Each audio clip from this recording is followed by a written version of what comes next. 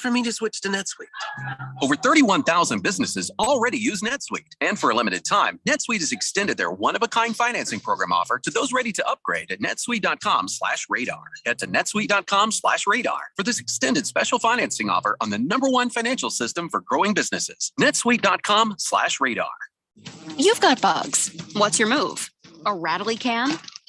Or a simple spritz? Bugs near your kids and pet? Will it be ingredients you can't pronounce? Ew. Or essential oils? Bother the bugs, not your family. Zevo uses essential oils, which attack bugs' biological systems, so Zevo kills bugs, plus is safe for use around people and pets when used as directed. Zevo, people-friendly. Bug deadly. Now at a store near you. When you run a business, you need to be in control. And while you can't control everything that happens in the world of business, you can definitely take control of your utility expenses with the help of Harmon Solar. Give them a call and see how your company can save up to 80% on that monthly electric bill with zero down and no payments for 12 months. Harmon Solar is a local family-owned company that uses top-of-the-line equipment. Call Harmon Solar, 800-281-3189. That's 800-281-3189. Or go to harmonsolar.com. The Fanatic goes live and comes to Dave & Buster's at Tempe Marketplace August 26th and 27th. Friday, we'll be broadcasting live beginning at high noon with the main event. Then the Blender from 3 till 6. On Saturday, it's the much-anticipated Blender Fantasy Football Draft Party beginning at 11 a.m. Don't have a team? It's okay. Just come hang out with us. August 26th, noon till 6. And again Saturday, the 27th, beginning at 11 a.m. The Fanatic goes live at Dave & Buster's at the Tempe Marketplace. We'll see you there. Can you tell which pills contain the deadly dose of fentanyl? Neither can your child. Counterfeit pills laced with fentanyl are killing Arizona's youth at an alarming rate. They're cheap, easy to get, and just one pill can kill. Get the facts on fentanyl at talknowaz.com. Talk with your children. Monitor their texts and social media. Visit talknowaz.com. This message is sponsored by the Substance Abuse Coalition Leaders of Arizona. KQFN Tempe. Also transmitting on K25CD Phoenix at 99.3 FM. And K240U Fountain Hills at 95.9 FM. All right, people, settle down. Because it's time. Time for what? Showtime. When does it start? Right now. 3, 2, 1. Let's get on with the show. Let's do it.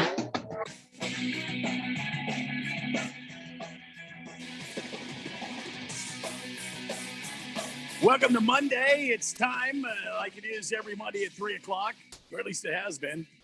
I can't predict the future. For the Daily Blender here on 1580 and 99.3, The Fanatic. My name is Randy Wright, right over there, the sexiest man in sports talk radio. That is Keon Rose as we broadcast live from the Harmon Solar Studios in beautiful Midtown Scottsdale. Jeffrey O'Brien still out on personal business. My sources tell me that he's taking care of the same business that Tom Brady did while he was away from the Buccaneers. I guess that's what those rich people do. You know, those highfalutin rich guys. I suppose I'll never know, unfortunately. Yeah. I think that's what those highfalutin rich people do. They're out. They can take personal time off. Radio Ron is refusing to tell me why Jeffco's gone. And we'll just leave it there. Should be back tomorrow over most of these same radio stations. Today, lots going on, but first, let's take care of business. You're texting in on the text line at 888-368-1580. And we've got 3 hours of fun and frivolity lined up for you. Keon, how was your weekend, man? It was a pretty good weekend, getting into the the college football magazines and the fantasy football stuff. And so, yeah, I'm looking forward to drafts and stuff. So I'm getting ready for it. You actually research for the fantasy football? Every year. Huh. Yeah. How'd that work for you last year? Well, last year it almost worked, except for the quarterback part, which turns out is a very important part. Now, in preparing for your football season, now do you also go out and scout new locations in your neighborhood for the best place to watch a game? Who's got the best wings? Do you do some research on the the temperature of the brew, the temperature of the hot wings? The waitress staff, the image quality of the televisions. Do you go look for the right sight lines and, for the most satisfactory viewing experience? Well, yeah, it's not so much research as I just go eat food in places and just kind of keep a mental bank of, okay, I like it here. Okay. So you don't have like a notebook of places you like to go? Not really. Cause it just, as soon as the season starts and I'm kind of picking places, the places I like the most, I find myself going back to. So I don't really need to write it down. I just go, okay. They've got a lot of TVs here. You know, the Buffalo. You remind me of, I don't know why, you remind me of a guy that would keep like a notebook, you know, just kind of journal the places you've been. Oh, now this has got okay. The hot wings are A+. The beer temperature is a little bit maybe a B- here. The sidelines get a little obstructed during the later. You know what I mean? It's just writing down all the info. And you know, you're mostly right. I do keep a notebook of just things, information, whatever just pops into my head. You know, it's in my car actually. It's a great green notebook. Okay. Yeah, and I just kind of drive around with it. Something pops into my head, down it goes into the notebook. So. But it's usually football stuff, actually, because that's the obsession generally. So, but when it comes to different places, no, I just kind of go, and if the food is great, I'll come back. If you've got a lot of TVs, I'll come back. So I've been to Zips, to Zips is good. Zips is good. What do you give their hamburgers at Zips? You like A+ or B+? What do you got there? I'll say a solid B. All right. I was at Cold Beer and Cheeseburgers this weekend. How was that? Actually last week. Was it this weekend? Was it last week? I don't remember. Oh, I give it an A, but it's just a touch tight, maybe a bit pricey, maybe a bit. Okay. But their tater tots are A+. Putting that in the bank, putting that in the memory bank. And they've got a crunch to them, and the inside is like biting into heaven. There's like a, and then a, well, that's good because the reason why tater tots are not probably as big as they should be because not a lot of people put all of the effort and attention into tater tots. Yeah. Get some frozen thing, throw it in an oven, and then hope whatever comes out is edible on the other side. Yeah, I would give these an A+. Okay, that's exciting. Berg's on the text line already and says, "Good afternoon, Randy and Keon. Keep researching, Keon. Can't wait." He also says, "Is the schedule as is now the official schedule? If so, you and me, Keon, week 1. If you're talking fantasy football, Berg, I have no idea. The commissioner's out of town. I expect him back to be a part of the team again sometime tomorrow. So I don't know if this is fantasy football questions. You'd have to reach out, slide into Jeffrey's DM. Does it seem odd that you have to say that when you want them to reach out to you? it just a little slide into the DMs. It's kind of weird. Yeah, it didn't used to just have the general connotation it has now. So I don't think I ever say it. Just message me. Boomer Sooner on the text line says, "Well, Randy, Jeffco's not so perfect. He misspelled the password on fantasy site. Should be Harmon. He put Harmony.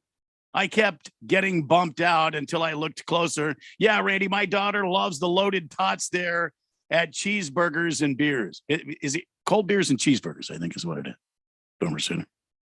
But thanks for texting in. 888-368-1580.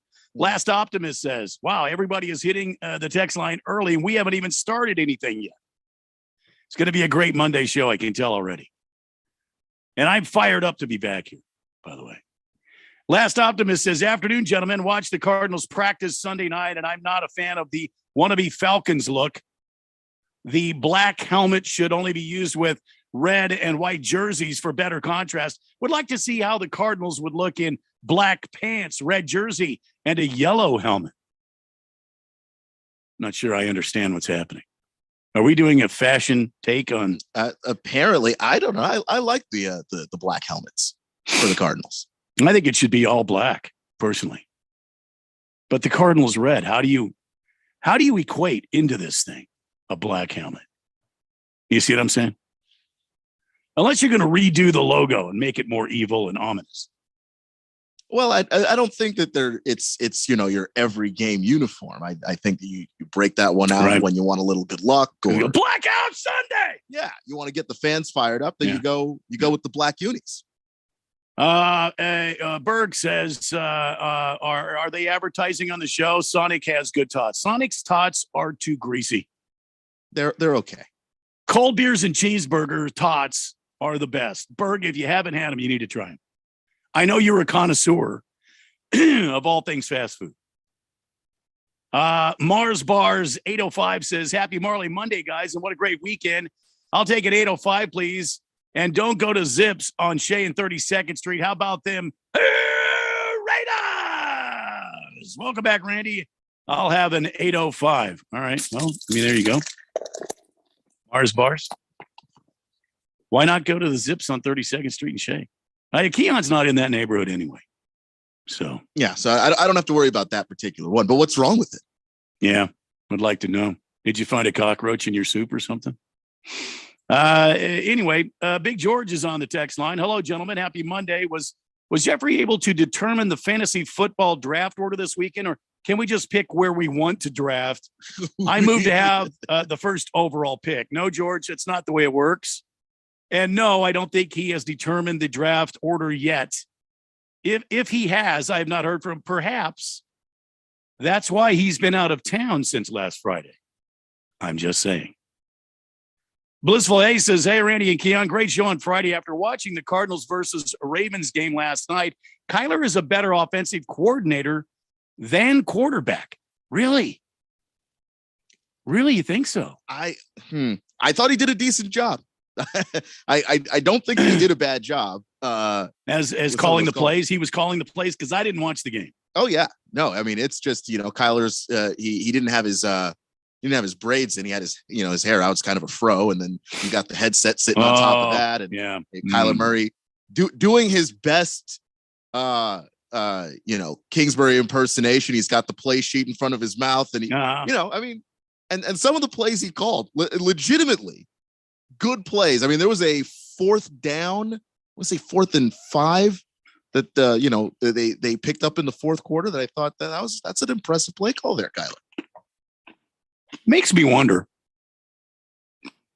what does the real offensive coordinator think about Kyler Murray taking his job? You know what I mean? Hey, here comes this guy. He's supposed to be the quarterback of the team. Suddenly, we're going to give him a headset and a play call chart, and he's going to be calling the plays during the game. What the hell does the offensive coordinator of this team think about that? I imagine that he's fine with it. I mean, you because they're trying to get Kyler engaged in this offense. I think that the practice clause and all that other stuff. Trying to get him engaged. Engaged mentally. I think he's engaged, but I think that he's relying on his physical abilities way too much. And then they want him, the mental side of this game, the part that's actually hard, the chess match. They want him engaged in that aspect of it. And I don't think that this is a bad way of going about it. Berg says challenge accepted. You mean the tots? Challenge accepted. Yeah, cold beers and cheeseburgers. Just order the tots. And they have a vast menu. I don't know why I'm giving him so much love here. How did this happen? Blissful Hayes. Hey, Randy and Keon, great show on Friday. Oh, I'm sorry. That was he was talking about Berg. Mars Bars 805 says, bad food, bad service at Zips location. Murray was calling the plays, coming up short, Murray style. Go Raiders! I see what he did there. I'm not even going to repeat it. Watermelon says some people were mentioning that maybe they thought Kyler really wasn't calling all the plays. Maybe like when you try to get your little kids to calm down, so you give them something that doesn't really do anything. Did you guys watch the game, and do you feel like he was really calling the plays? How would he not notice that he wasn't calling the plays? I mean, these are plays that have, specific verbiage that lets every, receiver know, okay, this is the concept we're running. How would you not notice that you weren't calling the plays? We're going mini bubble scream left with a Z crosser and diminutive 9. Was that a pretty good play? It was a play. I mean, I like that. I like the sound of it. Yeah. 888-368-1580. Well, let's get to it. You are welcome for it to mention on the text line. We do need to talk some sports. It was a bad long weekend for the Arizona Diamondbacks. I knew it was going to be a long weekend. I knew the Cardinals were going to come in here. And this is the sign of a championship team.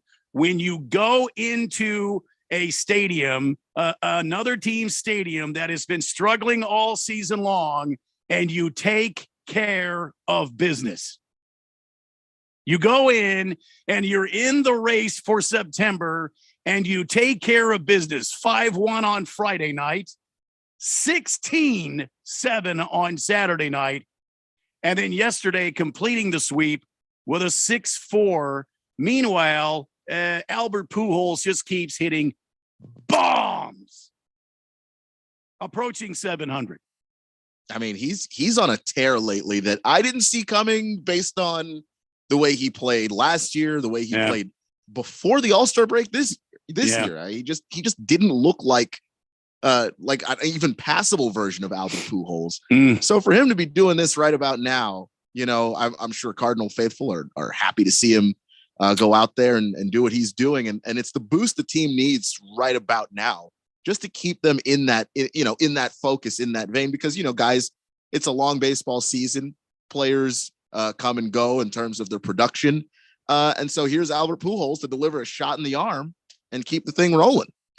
This team, this St. Louis Cardinals team, and I'm sorry to be slobbering all over, but all they do is hit the ball and score runs. And I know this is going to sound really goofy, but that's how you win the game. That and good coaching. You go up, you hit the ball, and you score runs. Last night it was Nolan Arenado who was playing DH. And he's playing DH last night, and he had 5 at-bats, 2 hits, but he was very productive. He drove in 3 RBI. 3. Do you know how what an embarrassment of riches you have to have Nolan Arenado playing DH? I mean, they've got everything. So I expect much more from this St. Louis Cardinal team. I do want to talk about the home team, my Diamondbacks. They open up a series tonight, too. I think it's short series tonight against Kansas City. I think they're in Kansas City tomorrow night and Wednesday night. And then they leave for Chicago, for the south side of Chicago, to take on the White Sox, who, by the way, desperately need to have the Diamondbacks come to town because they need some wins. Then they come home to take on the Phillies for 3. Then the Brewers for 4. And the Brewers need to come to Phoenix and take care of business. Then it's on to San Diego for 3, which, by the way, can we stop there for a second? San Diego they have thrown so much money out there, and Josh Hader has come in and absolutely crapped the bed. 3 1/3 innings at last check, and he's given up 6 earned runs in 3 1/3 innings. He's blown 3 straight saves. Bob Melvin, the wizard, had to take him out of the closer role, and it's now going to be closer by committee. You spend this money to bring in Josh Hader, and all of a sudden, meanwhile, his former team, the Brewers, there are some on the team that are outspoken about why the team decided to trade Josh Hader. As you're going into a playoff run down the stretch here, and you need all the wins, and you need a shutdown guy. But it may be glorious timing for the Brewers, because look at what he's done in San Diego. Yeah, I mean, there's a meltdown going on with him, and I don't know if it's the pressure or what. And yeah, this thing in San Diego, and unfortunately, it's not helping the argument that I like to make all the time, which is, if you're close to being a championship team, by God, spend the money. Go out there and try and get yourself over the top and give yourself a chance to win a ring, because God knows that when you've got the Yankees throwing around money and the Dodgers throwing around money, if you've got a chance to be in that conversation, go ahead and get in there. But this is completely blown up in their face. Well, down the stretch here, after the Brewers series, they'll have 3 more against the Brewers. They'll have at least 4 more against the Padres. They have the Dodgers first at home, and then they go to L.A. to Chavez Ravine for 4. They've still got 3 against the Giants. They've got the Astros to look forward to in Houston. Oh my God, this is bad for the Diamondbacks. This is bad for the Why wouldn't they right now? Why wouldn't they right now just go ahead and make moves? If Torey Lovullo's on the hot seat, why wouldn't they make the move right now? Why wait until the end of the season? What does it profit you to let Torey Lovullo keep managing this team all the way to the end? Well, it doesn't profit you anything. I mean, he's not getting the job done, and he's, either it's him or, some combination of he and Mike Hazen. I don't know, but they overmanaged the game, and the wins that you could get, the handful of wins that are out there, it seems that they find a way to lose them.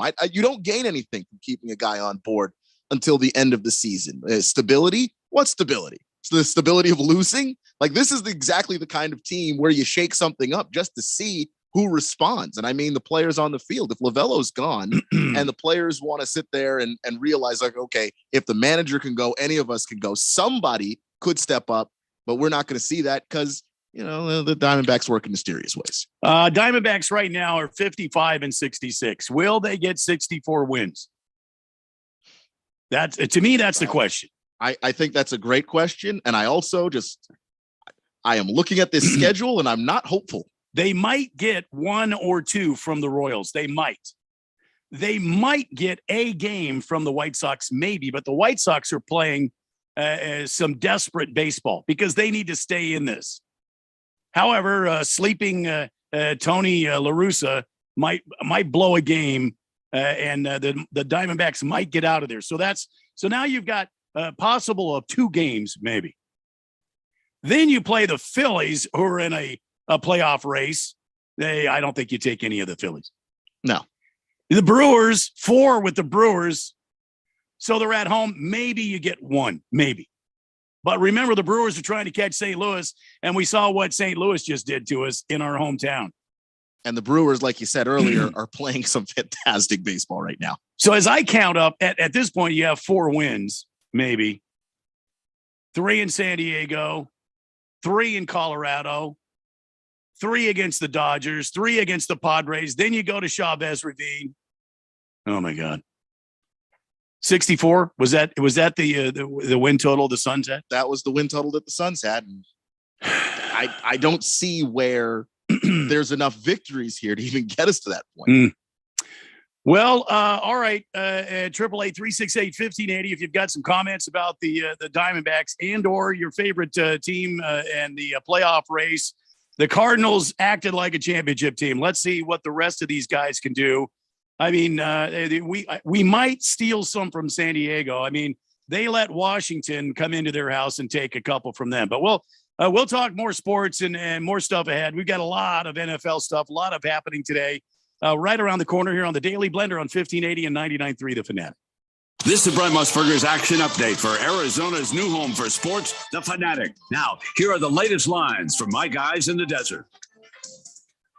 One NFL preseason game tonight. The Falcons at the Jets. New York 4-0 straight up and against the spread in their last 4 preseason games against Atlanta. The Jets a 1.5-point favorite tonight. The over-under at 38. College football underway this week with a small selection of games in week 0 before the season will kick off nationwide a week from Saturday. Ohio State quarterback C.J. Stroud is the odds-on favorite to win the Heisman Trophy. Caleb Williams of USC, formerly of Oklahoma, at -125. Last year's winner Bryce Young of Alabama +110. Red hot winning picks at experts.winnersandwiners.com. Save 75% on any best bet package with the promo code ACTION75. That's ACTION75 at experts.winnersandwiners.com.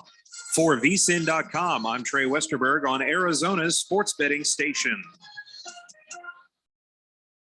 Finding the right person for the job isn't easy. Just ask someone who hired a stuntman to do their home renovations. Just finished a new sunroom, Mrs. C. The best part is I used candy glass for all the windows, so you can do this and this. Doesn't hurt a bit either. But if you've got an insurance question, you can always count on your local Geico agent. They can bundle your policies, which could save you hundreds. And if you don't want to take the long way to the kitchen, the walls are breakaway too. See? For expert help with all your insurance needs, visit geico.com/local today. Straight Talk Wireless knows there are plenty of reasons you might need a new phone. but switching to a better wireless provider doesn't have to be one of them. Keep your own phone and save when you switch to any Straight Talk wireless plan, like our $45 Silver Unlimited plan with unlimited high-speed data and 5 gigs of hotspot, plus nationwide 5G and America's best networks. Keep your own phone. Switch to a better wireless plan. Straight Talk Wireless. No contract, no compromise. Requires a compatible unlocked phone and QIOP kit. 5G capable device required. Actual availability, coverage, and speed may vary. See latest terms and conditions at straighttalk.com. Business people like it straight and to the point. So here it is. Bruce Jacobs here to tell you take control of your utility expenses by calling Harmon Solar right now. They can save up to 80% on that monthly electric bill with zero down and no payments for 12 months. Level your energy costs. Protect yourself from inflation. How's that for straight and to the point? Here's more. Harmon Solar is a local family-owned company that uses top-of-the-line equipment. Call Harmon Solar 800-281-3189 or go to harmonsolar.com. Serving part-time in the Army National Guard has led to a lot of firsts for me. It paid for me to be the first person in my family to go to school. That education got me to the first day at my dream job, which I can still hold while I serve part-time. That job and the home loan benefits I got from the Army National Guard helped me buy my first house. I also know that I will be one of the first to respond if my community ever needs me. Sponsored by the Arizona Army National Guard, aired by the Arizona Broadcasters Association and this station. If you're age 62 or older and own a home, this message is for you. Reverse Rob here, Money Radio's expert on reverse mortgages. Learn how to tap the equity in your home and increase the quality of your life by earning tax-free income while protecting your other retirement assets. Join us for our free Second Saturdays webinar every month to learn more. This is not too good to be true. All you need to do is reverse your thinking. Call me today, Reverse Rob, to learn more at 602-REVERSE. That's 602-738-3773, or download my app by searching Retire Right with Reverse Rob. It's college football time. The Big Ten, the SEC, the ACC, the Pac-12, the Big 12. The biggest conferences. Now this on the 20, the 10, the 5, touchdown. The big matchups, the fight for national rankings, the bitter rivalries. We have the biggest games. Get your college game on. Your home for football. 1580 and 99.3. The Fanatic.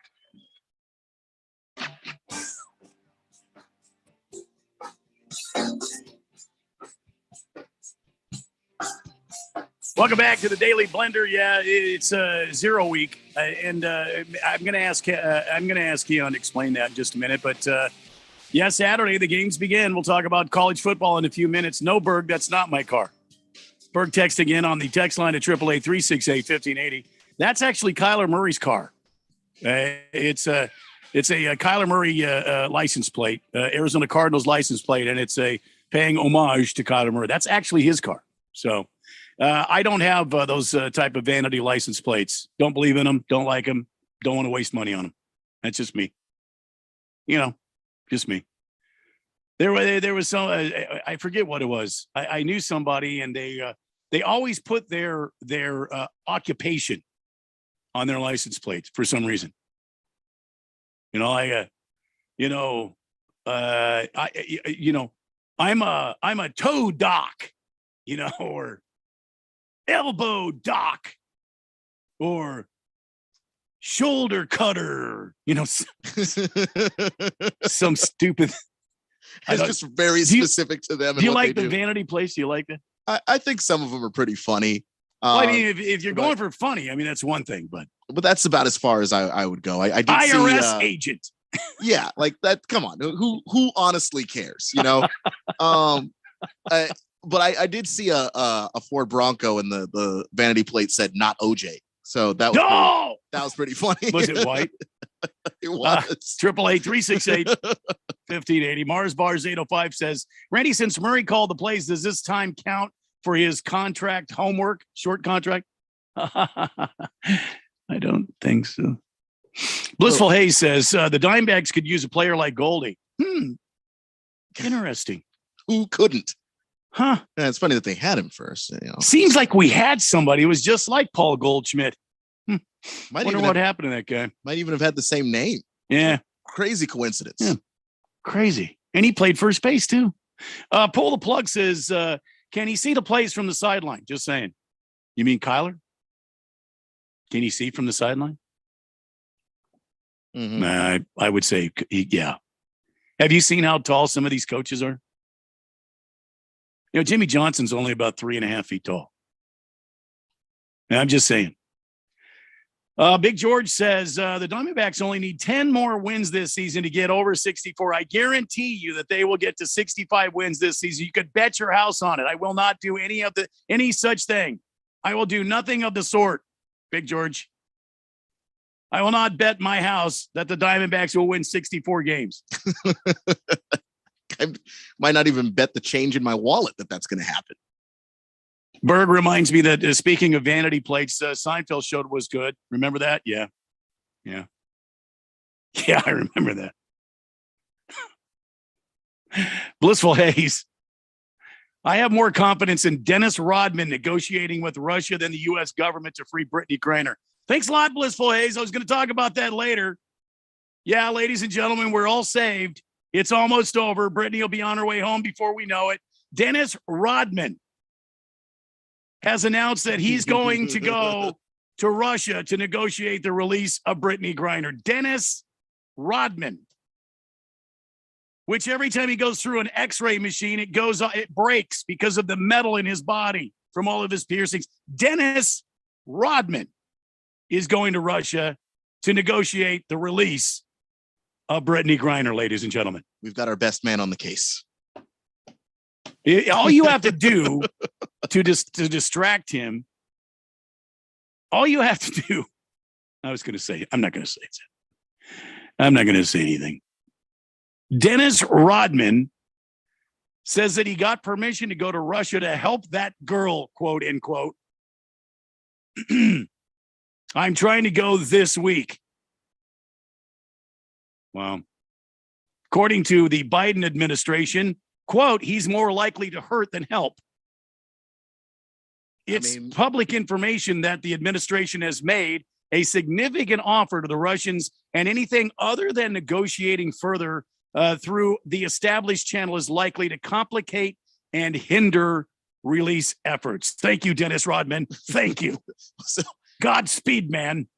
So where's this confidence from Dennis Rodman coming from? Now, you could just say that he's crazy, and you might have a point, but hold on. Okay, I did a little bit of digging, and I found a Washington Post article from 2018 in which they were recounting Dennis Rodman's bizarre history with the nation of North Korea. And there was a prisoner being detained in North Korea, Kenneth Bay, crossed the border, got captured, and was sentenced to 15 years of hard labor. And Dennis Rodman, through some bizarre interfering, got Kenneth Bay released from North Korea. Kenneth Bay even thanked Dennis Rodman himself. So I don't know what to make of that. I can almost feel Brittany Griner's eye roll from here. Yeah, I don't think it's going to be that easy because, unless Dennis Rodman is already friends with that Vladimir Putin, which I'm not aware of. He did say it is a fact that he did call Vladimir Putin cool after a 2014 trip to Moscow. He's cool. What?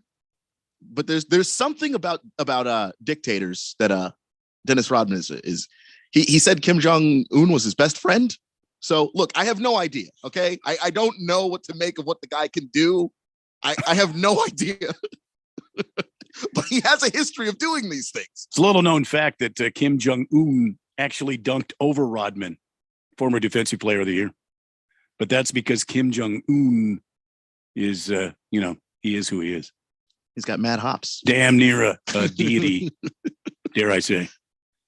So, yeah, our long national nightmare is nearly over. 888-368-1580.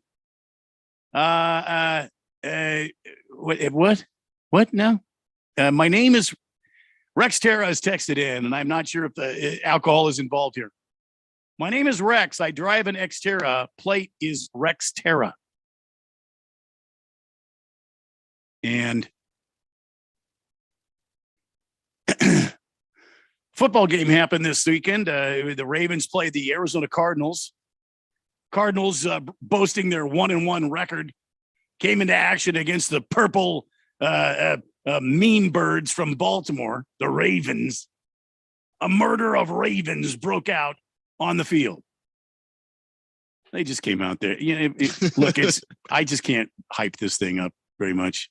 So, Keon, you like to watch these games. Did you watch this game between the Cardinals and the Ravens? Yeah, I did catch some of the game, and I saw some things that I liked, and that's basically all I can do with preseason is go, okay, there's some stuff here that I like, there's some stuff here I don't like, and just take it as the preseason and try not to read too much of the things that I'm seeing. All right, so tell me some positives. Start with the positives. What did you like about the Cardinals' offense? First off, okay, well, for one, Greg Dortch has been showing up this off season, not just in this past preseason game, but in the one before and in training camp. He's looked really good. I see what clips the Cardinals post, and every week there's like a big catch from Dortch that looks really good.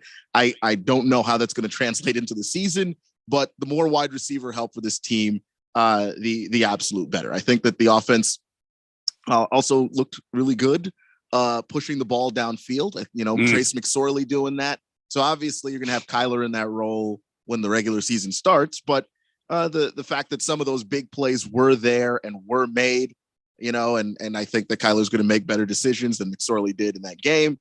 But yeah, those are the things that I liked about the offense. The big plays down the field. I thought Greg Dortch looked really awesome. I think you got some real quarterback depth just in the event that Kyler goes down. McSorley did throw a couple of picks, so it's not like a perfect thing, but you do have a dynamic player that you don't have to change your offense too much if Kyler's gone, because he's a pretty mobile guy with a big arm himself. So that's the kind of stuff that I liked from what I saw. And the defense. You know what? I like the defense, like some of the players in the second unit. Great. You were talking Greg Dortch. He was 4 of 47 for an average of 11.8. Andy Isabella, he was 5 of 54 for 10.8 average reception. However, he dropped like 6 other ones that they didn't report that. Anyway, Victor Bolden Jr. led all receivers on the team.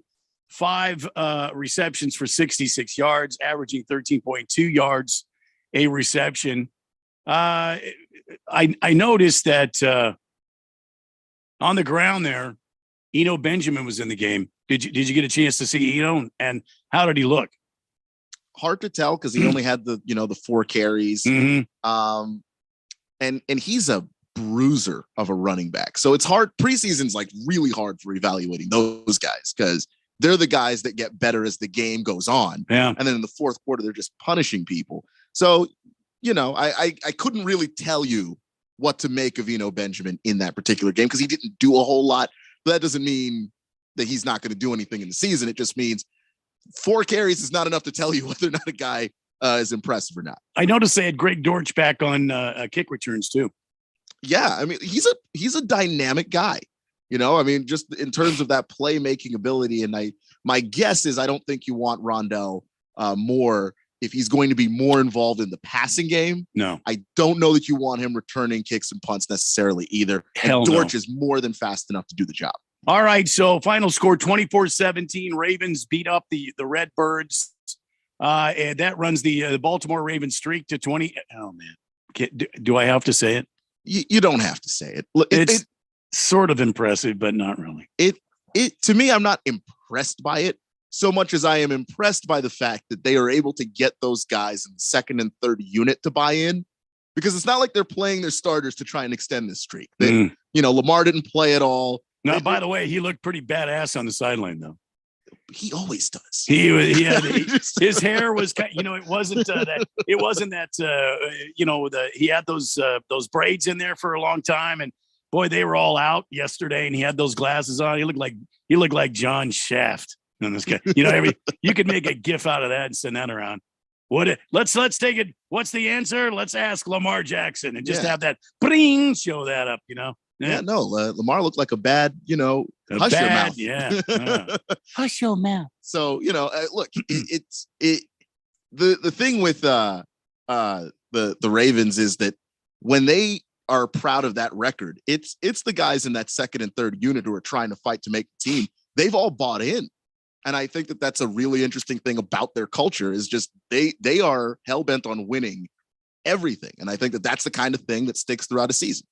888-368-1580. Bruno Baller says, what will happen in Russia? What will happen is Russia will release Brittany Griner, but keep Dennis Rodman. I don't think they want to do that. They could keep him, though, if they want. I mean. Yeah, and why would they keep him? Which, by the way, Dennis Rodman's little girl, which has grown into a young woman now, she's like a stud soccer player. She is like a badass soccer player. I forget who she plays for, but I saw something on the interwebs about her. She can play some ball. Blissful Hayes says Keon, not interference, intervention.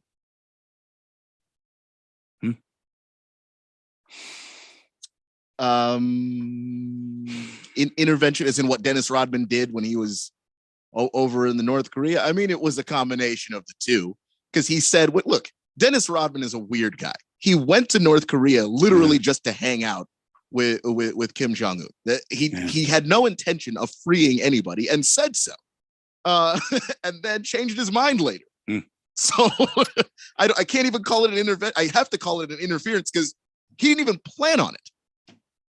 King of Kittens goes on to say, occupation like proctologist.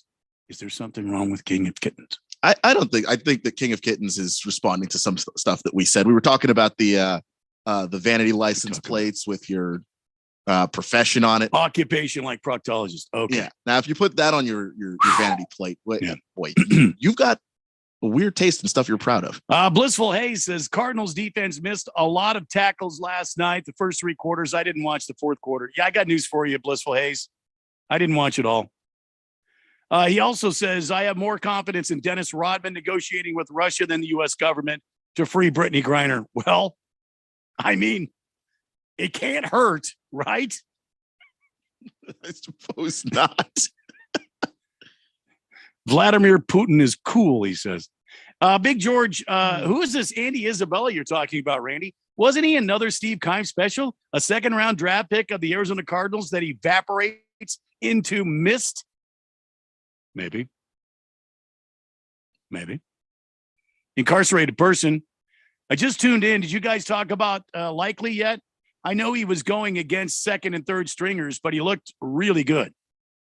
Yeah, Likely is that receiver for Baltimore, right? Yeah. And look, he shows you some stuff that's really cool. He separates really well, which is nice.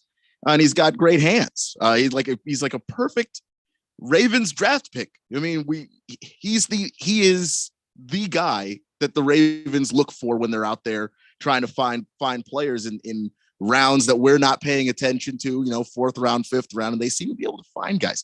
Likely's damn good. The Ravens are over there saying, Hollywood who? We got the guy named Likely. We like him. It's likely he's going to make the team. It's likely he's going to be a starter. We like Likely. Who's this Hollywood guy?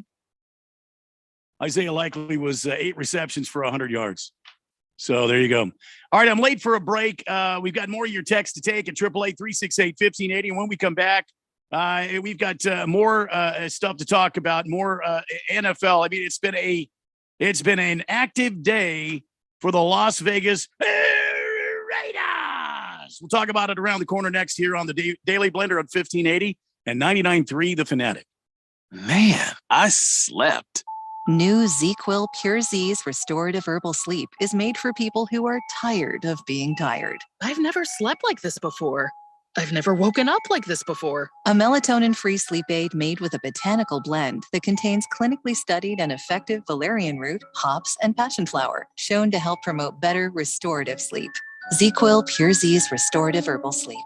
Sleep this good, feel this good. Available at retailers near you. Seems like everything is going electric these days. Electric cars, electric trucks. But what you save on gas, you pay for with that electric bill. With all these things being plugged into your house, wouldn't it be nice to save up to 85% on your monthly electric bill? Well, you can do that with zero down and no payments for 12 months. Call Harmon Solar. Harmon Solar is a family-owned, woman-owned local company that uses top-of-the-line equipment. Call Harmon Solar, 800-281-3189. That's 800-281-3189. Or go to harmonsolar.com.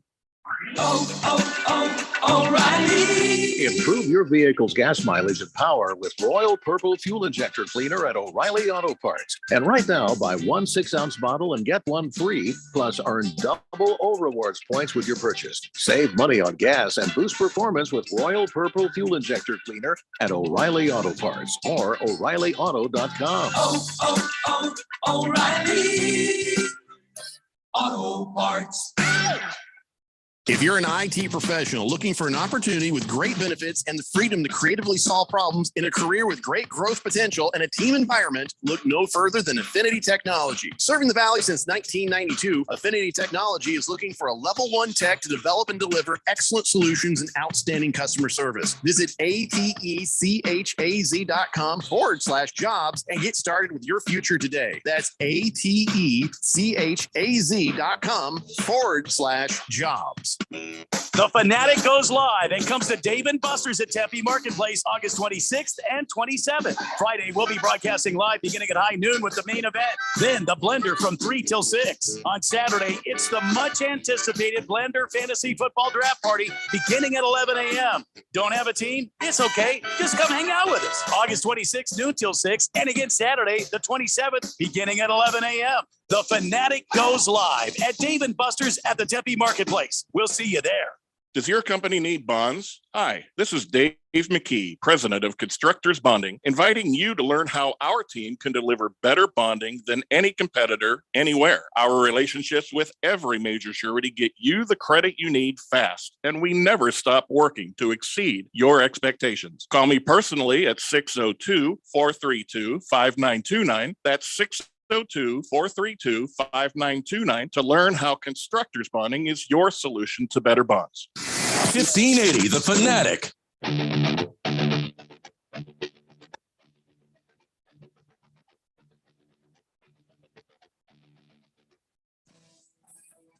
Segment 3 of hour 1 of this Monday edition's Daily Blender here on 1580 and 99.3 The Fanatic. So much going on. The Cardinals made a move yesterday. They picked up a new offensive lineman from the Buffalo Bills, trading for Cody Ford, who's a 25-year-old offensive guard. The Cardinals sent a 2023 fifth-round pick to the Bills for Ford. Ford, by the way, has played with Kyler Murray at OU. So maybe the Boomer Sooner can give us some insight on this Cody Ford. A lot of people are kind of shaking their head and saying they don't like the move. I kind of like it. We need some depth on the offensive line. And why not bring in a guy that knows Kyler Murray? Why not bring in a guy? If you have a guy that is your franchise and you've just paid almost over $250 million to keep here, why not bring in a dude that's going to help protect him, who's protected him in the past? Why not? I don't have a problem with it at all. Personally, I think that when it comes to getting offensive linemen, I think there are a lot of different ways you can go about it. But I really think this is a risk, but it could pay off. Well, they're not bringing him in to replace any of the guys that are set. You know, Justin Pugh, Will Hernandez, Rodney Hudson. They're not going to replace one of those guys. They're bringing him in, to not only compete for a starting position, but to add some depth in their offensive line. I got no problem with it. Yeah, no, same. I think anytime you're talking about offensive line depth in a league where your offensive line is going to be banged up from pretty much day one into the season, then yeah, having a guy who has been able to protect Kyler in the past and somebody who was actually really highly thought of when they were drafted. You know, he was somebody that a lot of people had high expectations for, and it's really just been injuries that have kept him down. So you hope that if he can stay healthy and really get the reps, he can become a quality player. And if he actually is able to get to the level that people thought he would be at when he came into the league, he could be a starter potentially. Here's the problem. Ford comes from OU, right? So that's a Big 12 team right now, right? Mm-hmm. And it was a Big 12 team when Kyler was there, right? Yep. Everybody says the Big 12 doesn't play defense. So could it have been that he looked really tremendous against weak defenses of the Big 12? I just don't buy that the Big 12 doesn't play defense. That's my personal thing there. And, I do have some investment in the Big 12 as a fan of that conference. But do you own one of the teams, Steve? No, I don't actually. But just like, personal fan investment. But that conference plays better defense than they get credit for. I mean, Dave Aranda at Baylor, that's defense. Oklahoma State, that's defense. So I don't know that they don't play defense over there. All right. But yeah, I do think that they're not the powerhouse that gets produced by the Big Ten or the SEC. But they've got some damn good defensive players, and I think that he was a really good offensive lineman in a league that actually does that. The Bills, according to CBS Sports, get a trade grade of a B, because they got the pick, and the Cardinals get a C minus, which I think that's a bit unfair. I think it's a bit unfair. Okay, this kid hasn't been very good. Maybe he just didn't fit into that system in Buffalo. Maybe he comes here, and because he's in Cliff Kingsbury's system, the quote unquote air raid offense, he knows what to do. He knows how to play the offense. Maybe he's a much better asset to this team. And I honestly think he needs reps. He just hasn't had a ton of them. He's just been injured a lot. And so you fall behind. And so to say he hasn't been good, his rookie season, he played 7 games and then got injured again in year 2. So I don't think that that's necessarily fair to say that he just hasn't been good, because he hasn't been healthy. How can you be good if you're not healthy? So I hope that he does actually, get some time to recover and get some reps under him. And if he's able to live up to that high standard, then I have no problem with this trade. Well, the Raiders have been busy today. Remember Kenyon Drake? And remember him leaving the Cardinals and signing a 2-year, $11 million deal because he wanted some money? Well, see you later, Kenyon. The 2-year deal with the Las Vegas Raiders appears to have ended prematurely. The Raiders plan on releasing the veteran running back, according to Tom Pelissero with the NFL Network. That reported earlier today. Typically, when a team makes it known its plans to release a player, there's a last-ditch chance that the team can negotiate a trade. Do you think they're trying to get somebody for Kenyon Drake, or do you think they're doing Kenyon Drake, a veteran of the league, a solid by trying to get him traded into another team?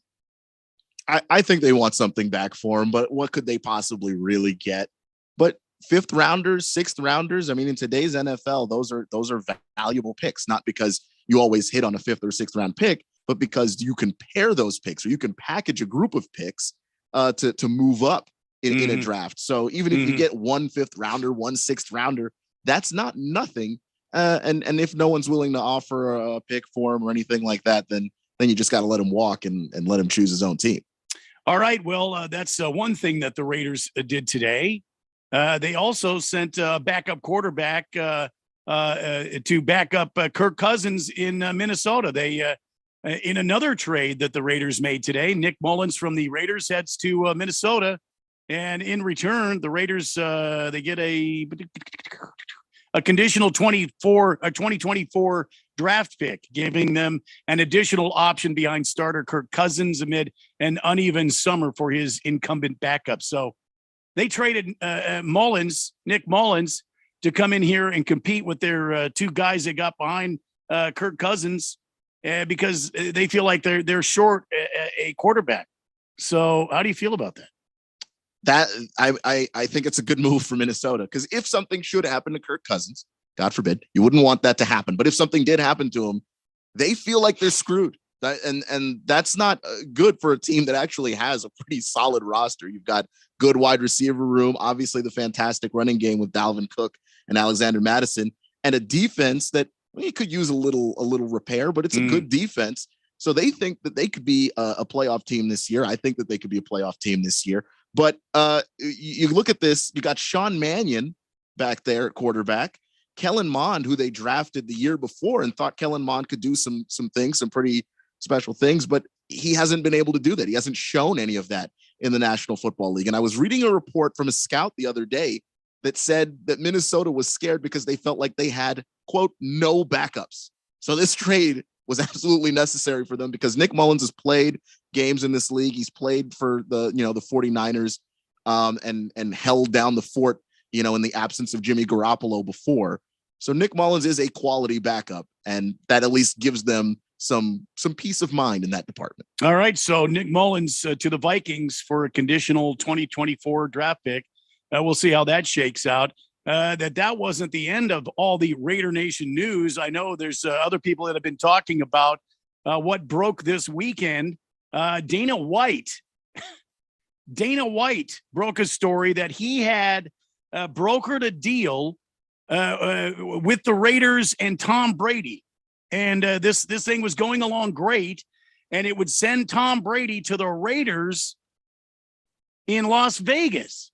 Remember, Keon, when we were talking about, Tom Brady just said he was going to go to another team, but they stayed with their quarterback, and his comment about that was, I can't believe you want to stay with this guy. Well, I venture this is the team. This is that mystery team we were talking about. Which would, because he said you're going to choose that MFer over me. Yeah. Which would make Derek Carr the MFer in question. So the way that it goes down, apparently, and this is not a direct quote, but I guess Dana White said he had the deal in place, and that John Gruden he canceled the deal. He killed it.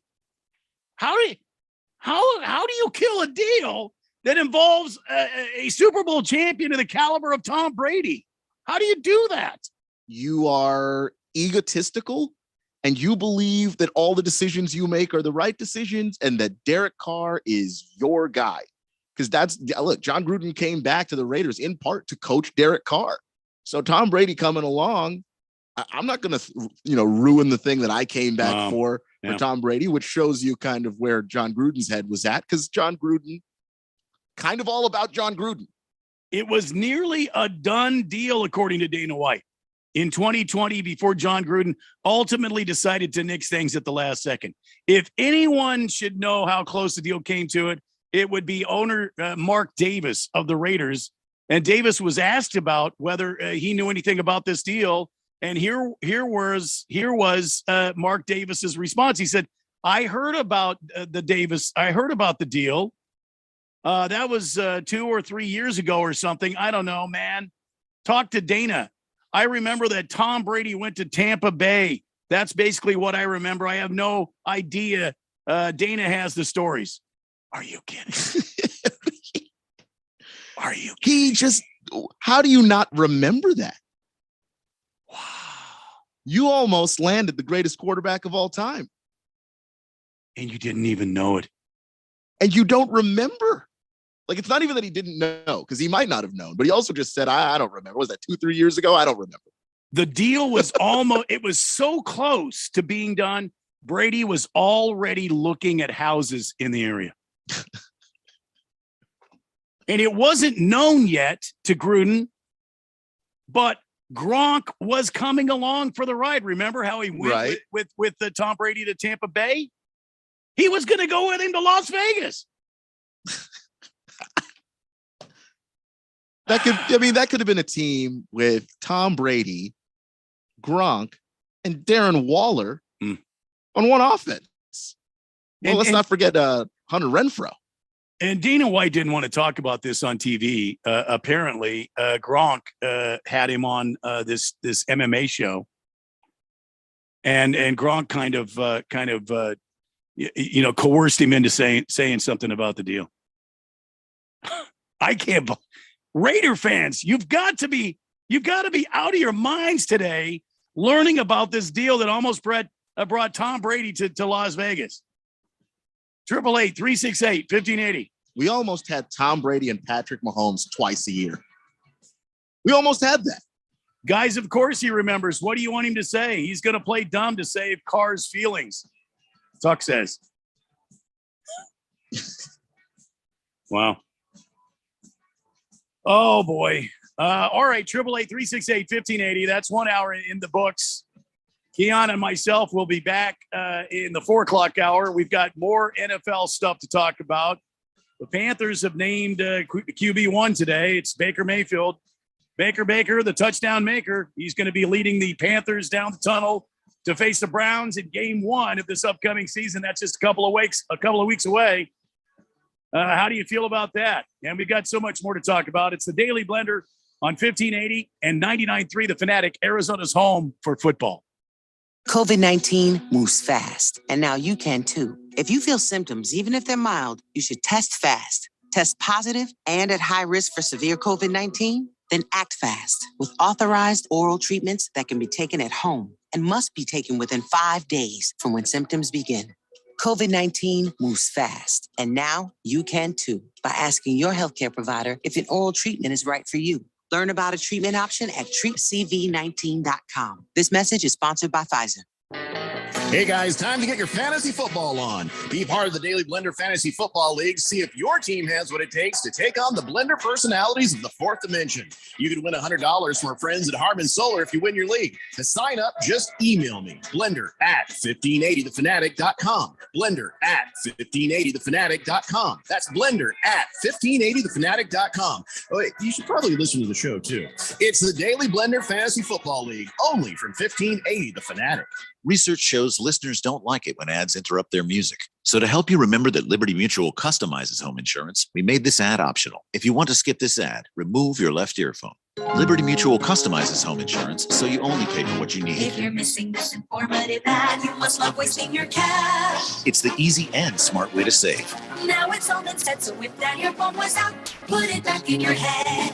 Only pay for what you need at libertymutual.com. Liberty, liberty, liberty, liberty.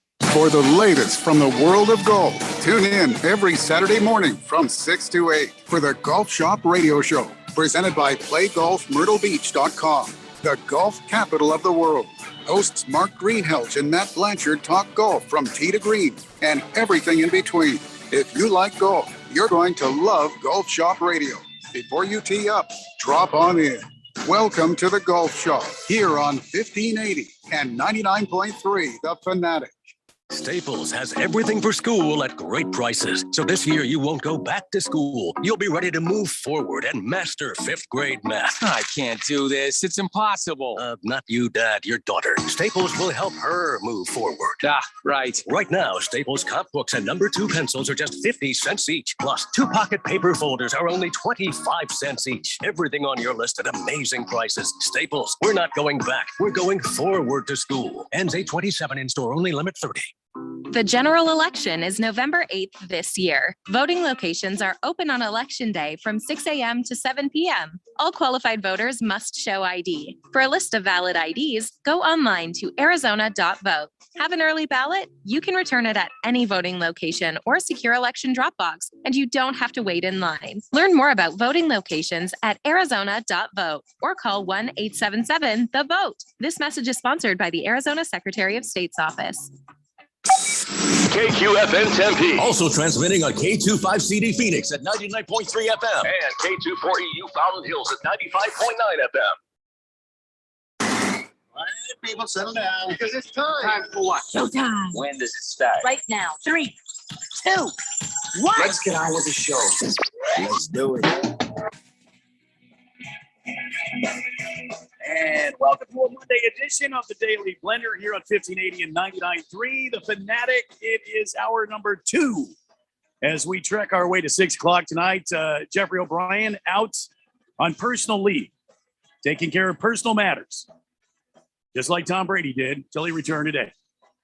My name is Randy White. Right over there, the sexiest man in sports talk radio, Keon Rose, as we broadcast live from the Harman Solar Megaplex in Scottsdale. You're texting in on the text line at 888-368-1580. There are lots of reaction here on the text line. We heard from Talk Guys, of course. Mark Davis, remember that the story I read just a few moments ago about Mark Davis not even remembering anything about this? Basically we'll go talk to Dana. He's got the story. Okay. So Fish Tank says Raider fans have always hated Brady because of the Tuck rule. Now, I don't know if this is the Tuck rule or if this is a shot by Fish Tank fired on Tuck. Just saying. Just saying. Fish Tank also asked this because we talked about Kyler Murray last hour, playing offensive coordinator for the Cardinals this past weekend. How do we feel about Kyler being the OC for a few drives? I know he has I know the spin is going to be all positive, but anyone questioning maybe old Cliff should get in his own reps? I recall he didn't care for a couple of his decisions last year. More than a couple, Fish Tank. More than a couple. And a part of getting Kyler in on this and showing him what basically how the sausage is made from a play caller's point of view. Ooh. Sausage. That's the phrase. I didn't invent the figure of speech. Maybe how the pizza is made. Let's do that. Okay, it's just the way pizza's made isn't. Yeah, there we go. Okay, the way the pizza's made is so he's not so hard on Cliff Kingsbury when Cliff calls a play and Kyler doesn't like it. Well, now you know that this is not easy. That you've got to actually work with people on this. And the reports is that Kyler not fun to be coached by. He's really hard on whoever it is that he is calling plays for. So he can dish it, but he can't really take it. Well, the one thing I noticed in watching some of the highlights today is I saw Kyler Murray get involved with the people on the sidelines. There's been a lot of conversation about Kyler Murray's not involved with his team. He's sort of aloof. And what I saw during this last weekend when he was calling some of these plays was he was actually over coaching up some of the guys. He was over talking about plays, trying to make them better, trying to, he was involved with his teammates, which he should have been all along. I mean, I don't know why the hell we're 3 years into this thing and he's just now getting to, oh, hey, you're Hollywood Brown. Oh yeah, I'm Kyler Murray. Nice to meet you. You know what I mean? I think there's a plus here. Yes, you're exactly right, Keon, that he gets to see the other side of the offensive play calling, but he's also getting involved with his teammates. Chief Cole says the Vikings were screwed at backup quarterback. They also sucked. So getting someone who has a shot at a real number 2 position is a good thing. Boy, I butchered that text. Sorry, Chief Skull. The Vikings were screwed at backup quarterback. They both sucked. So getting someone who has a shot at a real number 2 is a good thing. Nick Mullins has done some really good work as a backup in this league. I feel really bad that Kellen Mond didn't work out because I met the guy once and he was really nice and I was kind of rooting for him. Nice doesn't make an NFL quarterback. No, it does not. No, it does not. And that's what the Vikings now know. Blissful Hayes says the Cardinals are short at quarterback as well, Randy. Shut up, Blissful Hayes. Mm-hmm. Kiss to Cook. If Rodman's daughter has ears like his, she must be playing goalie. And then Kiss to Cook says, a proctologist personal plate, hole doctor. Oh, so you mentioned that Dennis Rodman's daughter, real badass at the soccer. Yeah. She's the highest paid women's soccer player. Well, there you go. Yeah. There you go. See? No, she's good. Let's see. Gamecock, I can't do your name like Jeffrey does. Gamecock! I can't do it like Jeffrey does. How do you think Spencer Rattler will do at the real USC? Real USC. Yeah, he's at South Carolina this year. Mm-hmm. Mm-hmm. I think part of it is he's going to get his act together because he knows what this year means. Last year, we were talking about Spencer Rattler at the beginning of the season being a potential first-round pick in the NFL draft. And by the time we'd gotten, to less than halfway through the season, Spencer Rattler had lost his job to Caleb Williams. He put his name in the transfer portal. He's heading out. Well, now he's in South Carolina. I think that South Carolina's primed to have a really good year in the SEC East.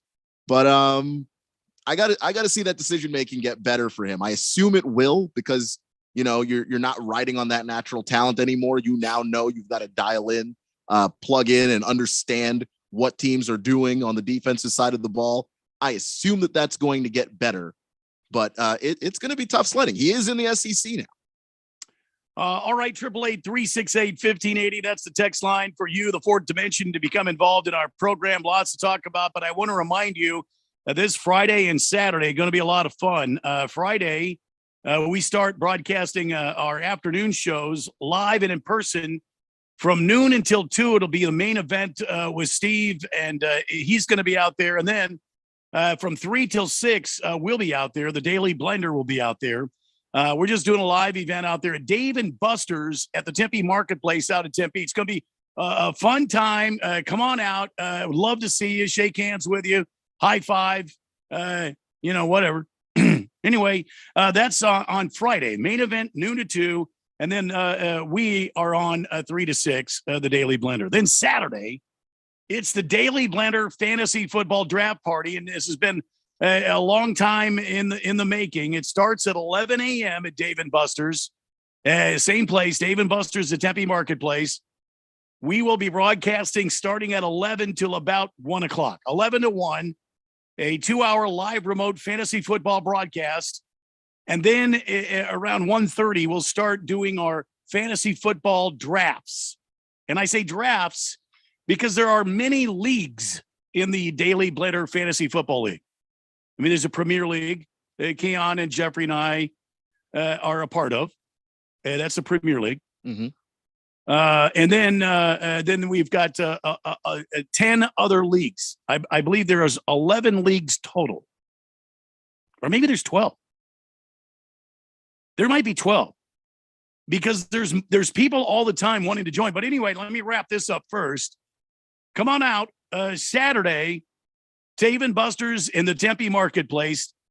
We are going to be partying all day.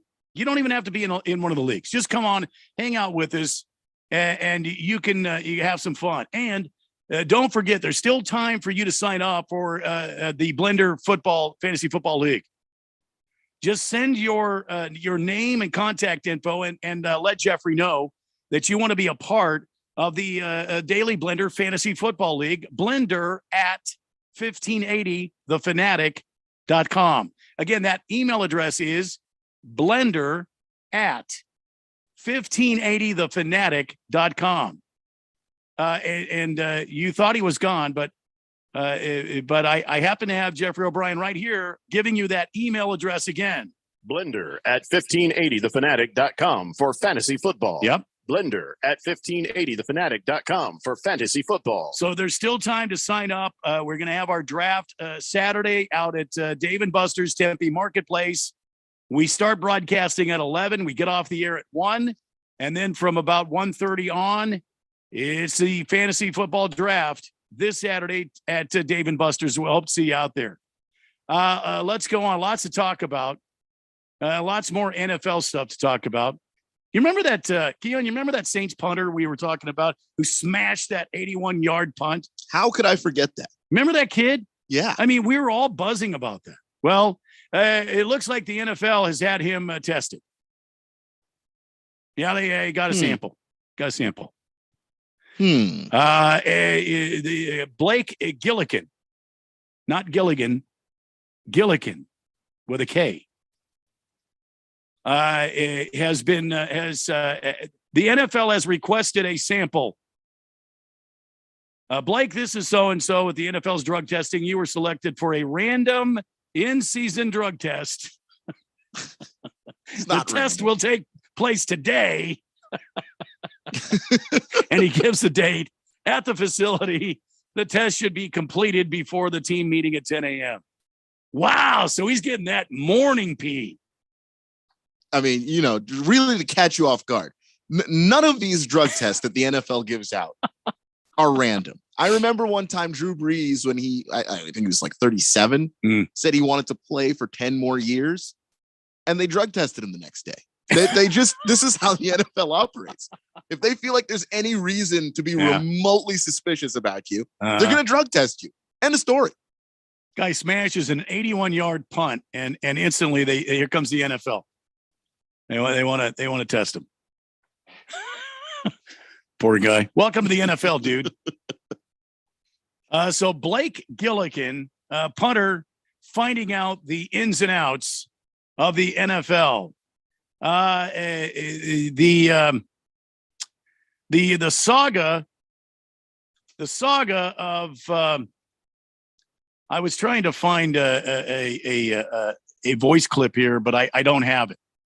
The saga of Tom Brady, where he was taking on taking that leave, that 11-day leave. He's back in Tampa Bay Buccaneers camp today, and everybody kept saying, "Well, it's personal reasons." He's taking off time. It's really not anybody's business, and it's not. But apparently, he did get back to the facility today, and there were reports that said it was no medical emergency. There was nothing wrong with his family. It was nothing to do with him retiring again. It's like everybody's just bugging him like, so Tom, where'd you go for 11 days? So we need to know. We're the press. So Tom, 11 days, you're gone. Personal reasons. What's up with that? I don't think it's anybody's business. When someone says they're gone for personal reasons, they're personal. That's why they're called personal reasons. You don't have to dig any deeper than that. I understand it's Tom Brady, and Tom Brady's track record of just being at camp and showing up when it's time for him to show up is impeccable. And it's weird for him to leave and not have an explanation. Yeah. But who cares that he doesn't owe anybody one? Why does everybody think when somebody like Tom Brady, when he does something, we have to know about it? It's our obligation. We're entitled to it. Let the man breathe. Holy cow. Yeah, he's a guy. He's a person. So sometimes, you got to take some time for yourself. And he, I think, with his career and what he's accomplished, has beyond earned 11 days of just, hey, I'm going to be gone for a little bit. Told the team said, okay. Everybody doesn't have to know. Yeah, and this is something that's been in the works apparently for quite some time. He gave the team plenty of notice. And oh, by the way, it's Tom Brady, and he's not, new to this team or this offense, right? I mean, it's Tom Brady, 20-year NFL veteran, has pretty well dismantled pretty much every defense he's seen. I'm thinking it's going to be okay. It'll be all right. And people want to read into this stuff and put an extra thing there. Look, here's what I know. Tom Brady usually shows up to work. Mm-hmm. This is not a Kyrie Irving situation. No. Where Kyrie just didn't show up, didn't tell the Nets where he was going. He was gone for 2 weeks. Yeah. And then he shows up on a Zoom chat. That's the next time the team sees him. That's a different situation. Kyrie doesn't have the reputation that Tom has of being a professional. So obviously, this is different. And if he's going to take some time off, again, given his track record, he deserves to be able to take that time off and be left alone as to why. Yeah, I don't even care. I don't even want to hear what happened to him or what he did. It's none of my damn business. And it's quite frankly, it's nobody else's business either. Personal matters. He's okay. His family's okay. That's all we need to know. And let him be. Maybe he did take a vacation. Who cares? The guy's been doing this 20 years. He's got a young family. Let him go. Well, with just over 3 weeks until the beginning of the 2022 NFL season for real, the Carolina Panthers, have declared Baker, the touchdown maker, is their starter for week 1. Is this surprising to you, Keon? No. You don't trade for a guy when you've got Sam Darnold and what they're paying Sam Darnold. They picked up his extension. If you thought Sam Darnold was your guy, you wouldn't have traded for Baker Mayfield. You traded for Baker. You intended to start Baker. Yeah, Matt Rule can't go out there and just say he's the starter. You got to put on a show of making him earn it. But that was his job. That's what they traded for him for, because they didn't trust Sam Darnold. Because if they did, they'd have just had Sam Darnold. I think Baker's going to be successful in this program. I think he's going to. I honestly think he's going to do better than he did with the Browns. I think he's going to show a new side of Baker Mayfield. I anticipate that that offense can be explosive. I think that these guys are going to scare some people. And Baker can be explosive in the right offense. We saw it his rookie season and that season that they made the playoffs. He played well and looked really good, especially that rookie season. And that's the reason why you kind of hold out hope that he can kind of pull it together and do that at a high level again, because what he did as a rookie, not a whole lot of people do. at that stage in their careers. Matt Rule cannot afford to let Sam Darnold be the starter again this season. He cannot afford to let that happen. I mean, there were 2 games that Sam Darnold threw like 3 interceptions in a row, 3 picks in a row, 3 series, and he went out there and just it was abysmal. Like, I don't know what it is with Sam. Maybe he's just always seeing ghosts. Like, that's what we got him mic'd up saying on that Monday Night Football game against the Patriots so long ago. But he's not seeing it. Whatever the defenses are showing him and the coverages that are out there, and he has to go out there and make adjustments either pre-snap or post-snap. He's not seeing it. And those are the kinds of decisions that get coaches fired. So you go out and get Baker Mayfield. Do the Panthers hang on to Sam Darnold now? Do they hang on to him? No. You think they release him? I think they release him. Well, not release him. I think they keep him for the season. If that's what you're asking. Sorry. But after this season, you think Sam Darnold is done? Yeah, I think he's done after this year because they only have a 1-year extension with him picked up. The Browns picked up Baker's, so they have both of those guys. And if Baker plays well, and I have no reason to believe that he won't, he's got weapons there. Christian McCaffrey's going to give him at least 5 games of help. But they've got DJ Moore and a bunch of other solid wide receivers and a really damn good defense that nobody's talking about with Jeremy Chin and Brian Burns and those guys. That when people say, "Oh, Baker Mayfield, he was only good in Cleveland because he had help," Carolina's got help too. There are players on that team. Yeah. So I think that Baker Mayfield is gonna put up enough numbers, play well enough to maybe save Matt Rule's job, and in that case, Sam's gone. First game for the Carolina Panthers, conveniently, the Cleveland Browns. All right, we got to take a break. When we come back, more NFL stuff to talk about. Get your text on the text line at 888-368-1580. It's the Daily Blender on 1580 and 99.3 The Fanatic. The roar of our engines, the pump of our heartbeats, the pedal to our metal, the sparks that ignite us, the pistons that push us, the passions that drive us. From the feelings that move us to the places that pull us on the roads that unite us. With nearly 6,000 stores and over 17,000 auto care centers, Napa has America's largest network of parts and care, here to keep you firing on all cylinders. Straight Talk Wireless knows there are plenty of reasons you might need a new phone. But switching to a better wireless provider doesn't have to be one of them.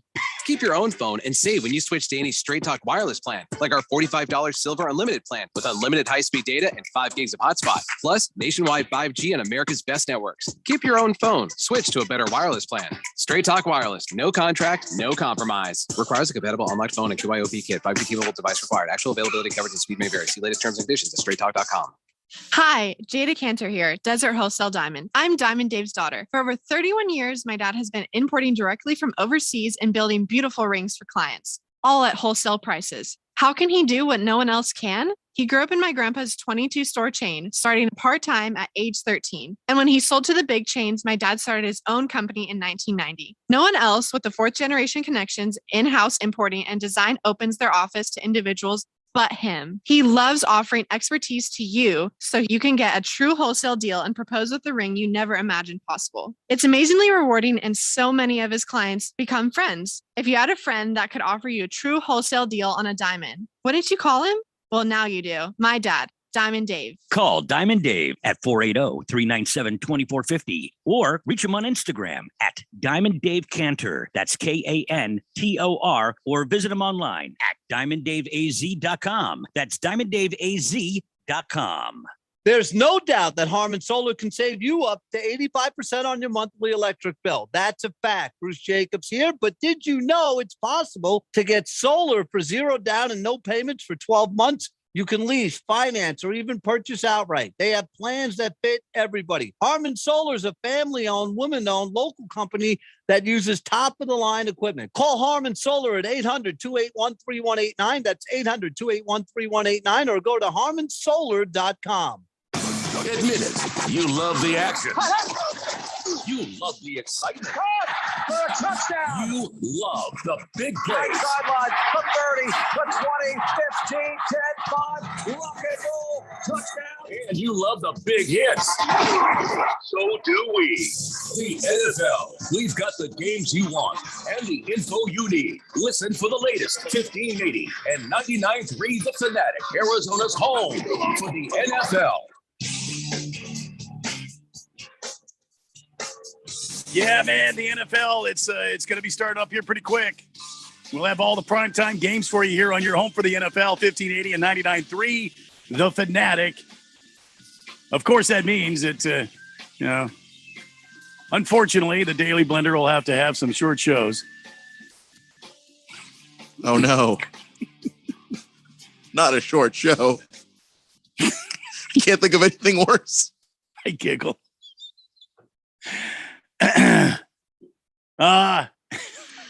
What about the Monday doubleheader?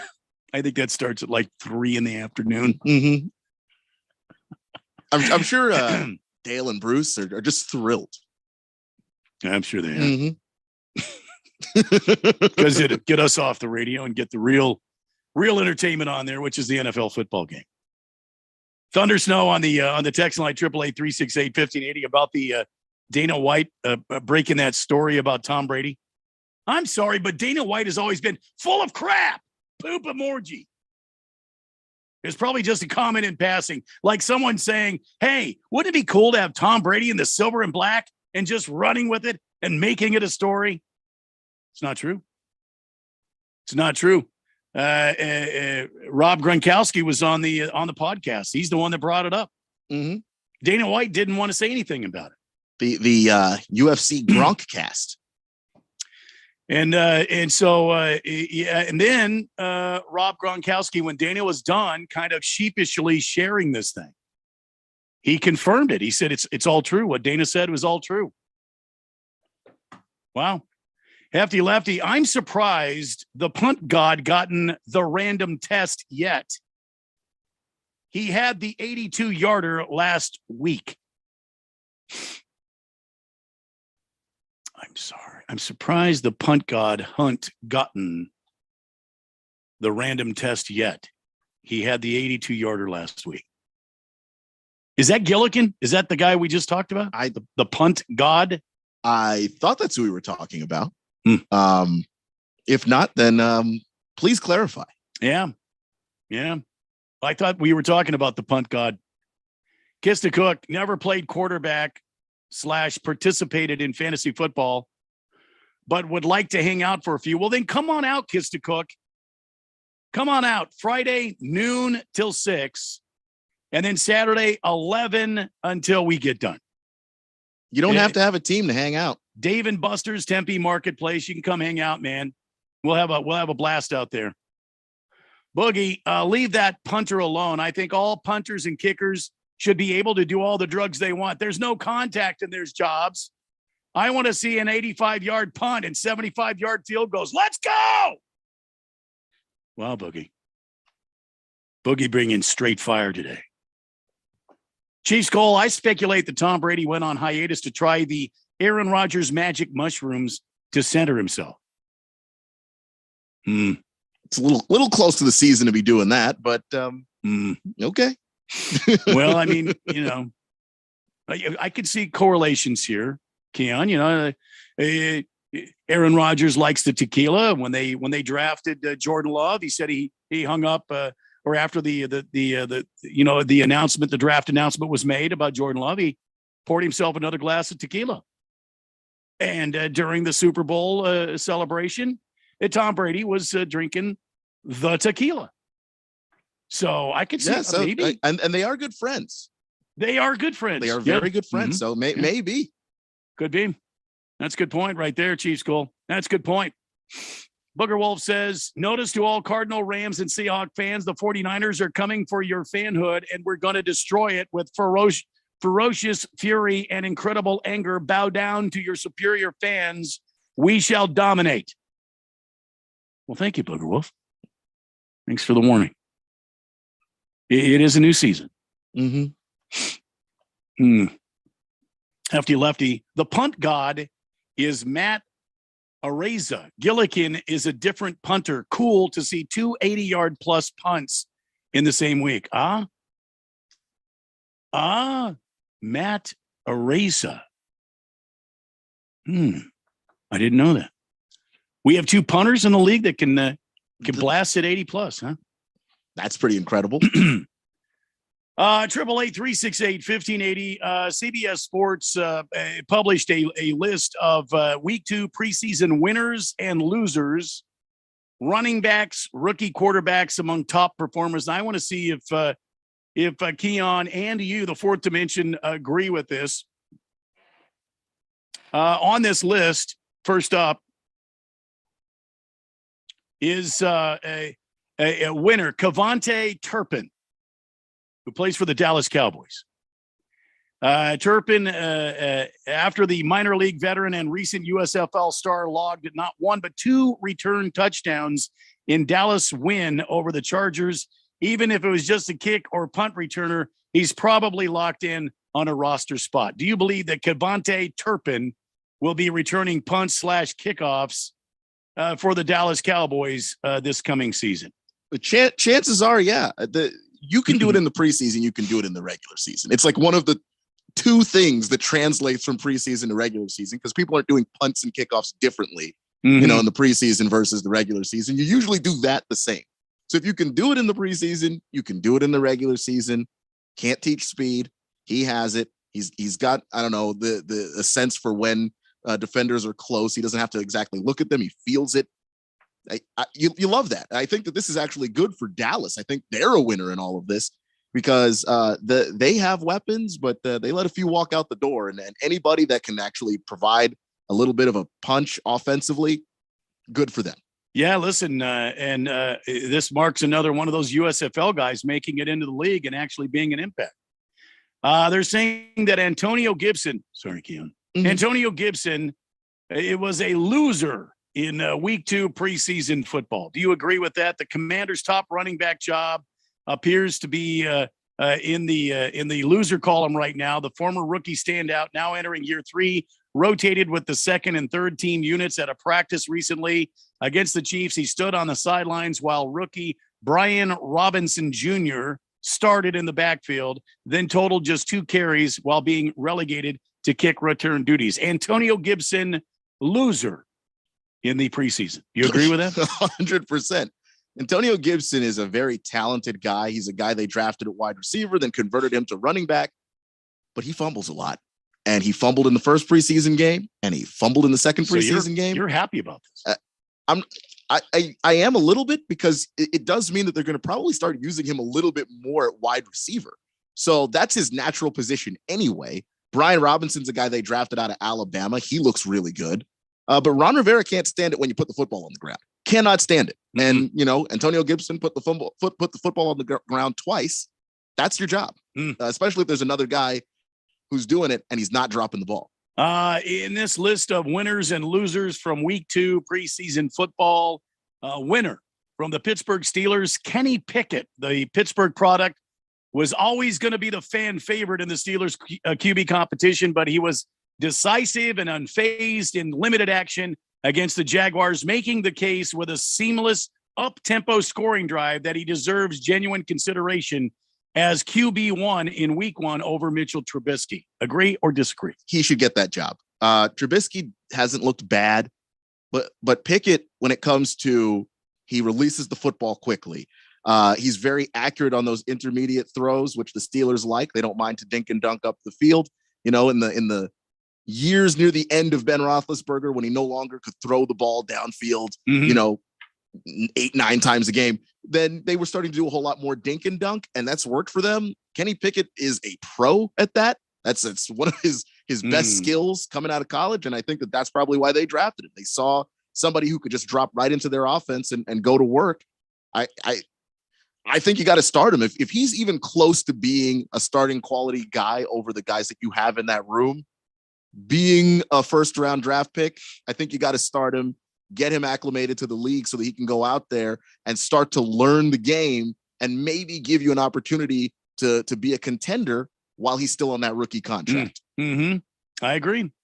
Loser on the list of winners and losers, Josh Rosen.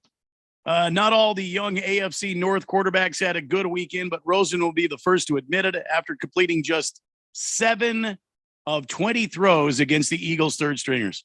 Why is Josh Rosen still trying to play football? And why did the Cleveland Browns bring him in and think it was a good idea?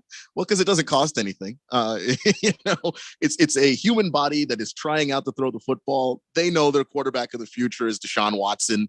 So right now they're just trying to get guys throwing the football in the room that can maybe keep them afloat. So like a camp arm. You're telling me that he's like a camp arm. And if he had played his way into being a competent backup, they wouldn't have minded that. I don't think that they would have thought that was a terrible idea either. But that's not how it's turned out. Josh Rosen has been objectively terrible this entire preseason. And from some of the notes from training camp that you hear out of Cleveland, he looks bad there too. The Bills running game was a winner this past weekend. And it says here the Bills rolled over the Broncos by deploying every member of their deep backfield: Devin Singletary, Zach Moss, James Cook, Duke Johnson. The Eagles got steady bursts from Boston Scott and Kenny Gainwell with Miles Sanders absent. The Lions trio of Justin Jackson, Craig Reynolds, and Goodwin Igwebuike. Is that? Did I do it right? Yes, am I close? That's pretty close. I think it's Igwebuike. Okay. They combined for 100 yards against the Colts. Who says the ground game is dead? So you're saying there's CBS Sports in this winners and losers from pregame week 2 is the run game across the league. Do you agree with that? The run game had a spectacular weekend. I don't know how much of this is preseason, but teams are running the ball a lot, and especially Buffalo. Buffalo has 4 running backs in their committee of backs. That might be the biggest committee in the league. That is impressive by any mark. Saw what the Eagles were doing. I didn't really watch the Lions game, but I just think that across the league, teams are running the football a lot. You're just not seeing their, the Derrick Henry, Jonathan Taylor. We've got one bell carrier and that's it. Teams are mostly doing this by committee, and they have some pretty solid committees. It is. It's funny because Michael Thomas was listed here as a loser from this past weekend. Not necessarily his fault, but he's hurt again. Trying to return to the field for the first time, and 2 days after sitting out his second straight preseason game, he missed practice with a hammy. Wow, Michael Thomas, loser in preseason week 2. Do you agree? I mean, I don't know how fair that is to say if it's not a season ender. And there were going to be setbacks from him coming back. He hasn't played football in a really long time. He went last year. He waited till right before the season started to have his surgery. So he got to heal on company time, as it were. I don't know that there weren't going to be setbacks to this. I don't know how big a loser Michael Thomas is. If he comes back and he can't play because it's been so long and he looks bad and rusty, I'll go ahead and chalk him up as a loser. But for right now, I think that's a little premature. What about Malik Willis? They've listed him as a winner because of his electric scrambling, occasional sidearm throwing, his attention to detail, and with the fan base in Tennessee growing impatient with Ryan Tannehill. They're saying that Malik Willis did nothing but win this weekend. You think Malik Willis has a chance to be a starting quarterback in Tennessee? He does. He does. And not just because of the preseason. He has looked good in the preseason, but because of all the stuff that he showed in college. Malik Willis was always fast. Now you get to see it against NFL guys. He is running and making actual NFL players look very slow. He's got a big time arm. One of the throws that actually impressed me, it was a missed throw. The receiver fell down and the ball was almost intercepted, but the way he was able to just throw a laser, had the receiver not fallen over, there's probably a caught pass right there. I just think that when you look at what you ask of a modern, traditional NFL quarterback to do, Malik Willis can do all of those things. And he's a smart guy, and he's got a good, high character situation. Ryan Tannehill is a good quarterback, but Malik Willis has traits that make you think he can be great. This article named Cliff Kingsbury as a loser, kind of tongue in cheek, kind of jokingly saying Cliff Kingsbury was a loser, the Cardinals coach. has allowed his quarterback, Kyler Murray, to experiment with play calling this summer ever since Murray gave him a hard time about running the offense. Once Murray took over, according to CBS Sports, in Arizona's preseason loss to the Ravens, the Cards offense was decidedly more effective, even threatening a comeback after an option touchdown run by backup Trace McSorley. Do you agree with that? To the tongue-in-cheek aspect of it, yeah. But I've watched a lot of preseason football in my life, and so I know that you could be winning when you've got the starters in there, and then when the backups come in, the tide changes. So I don't know how much of that was Kyler or how much of that was the Cardinals, second and third unit, much more effective against the Ravens second and third unit. I don't think that was all Kyler. So no, I don't have Cliff Kingsbury as a loser. But we've all had criticisms of Cliff Kingsbury and his play calling. Yeah. So that's probably not something he wants us bringing up a lot. Well, finally, before we go to break here, CBS Sports says a winner in preseason week 2 was another guy that was on the field at State Farm Stadium this past weekend. Ooh, it's not State Farm. Oh, yeah, it is. State Farm still, isn't it? Yeah, it is. I can't keep up with all the changes. Yeah, me neither. But anyway, it looks like that kid likely with the Ravens, he's going to be somebody that, according to CBS Sports, is going to warrant some attention, especially in the red zone. He's going to share snaps with Mark Andrews. They just said that they can't get enough of likely. The kid went off with 8 catches for 100 yards and a touchdown against the Cards, consistently finding or creating space against the Arizona Cardinal defense. Is he a winner, Isaiah Likely? 100%, but he's a tight end. And what do the Ravens do? The Ravens don't do anything but draft great tight ends. That's just constantly what they're like. So this isn't even surprising anymore. Oh, you found a tight end in the 4th round and he's great. That's the most Baltimore thing that I can possibly think of in my entire life. Yeah. So yeah, he's a winner, but he is a player who is in the right place for the position that he plays. If you're a tight end, I can't think of a place you'd rather wind up than the Baltimore Ravens. All right. We've got to take a break. When we come back, I'd like to know what the Fourth Dimension thinks of the winners and losers from preseason 2 from the NFL. Maybe this is going to help you with your fantasy draft, which is coming up this weekend if you're in the Daily Blender Fantasy Football League. It's the Daily Blender on 1580 and 99.3 The Fanatic. Hey, Jim. Thanks for coming. Are you kidding? I never miss one of your dinner parties. How's the new job? Somehow we're doing great, and I stopped working weekends, thanks to how smooth everything runs on NetSuite by Oracle. Fantastic. We're still using QuickBooks. Why haven't you upgraded to NetSuite? We're making QuickBooks work, sort of. Shh, watch your language. The kids are right there. Sorry, Amy. NetSuite gives you visibility and control of your financials, inventory, HR, planning, budgeting, and more.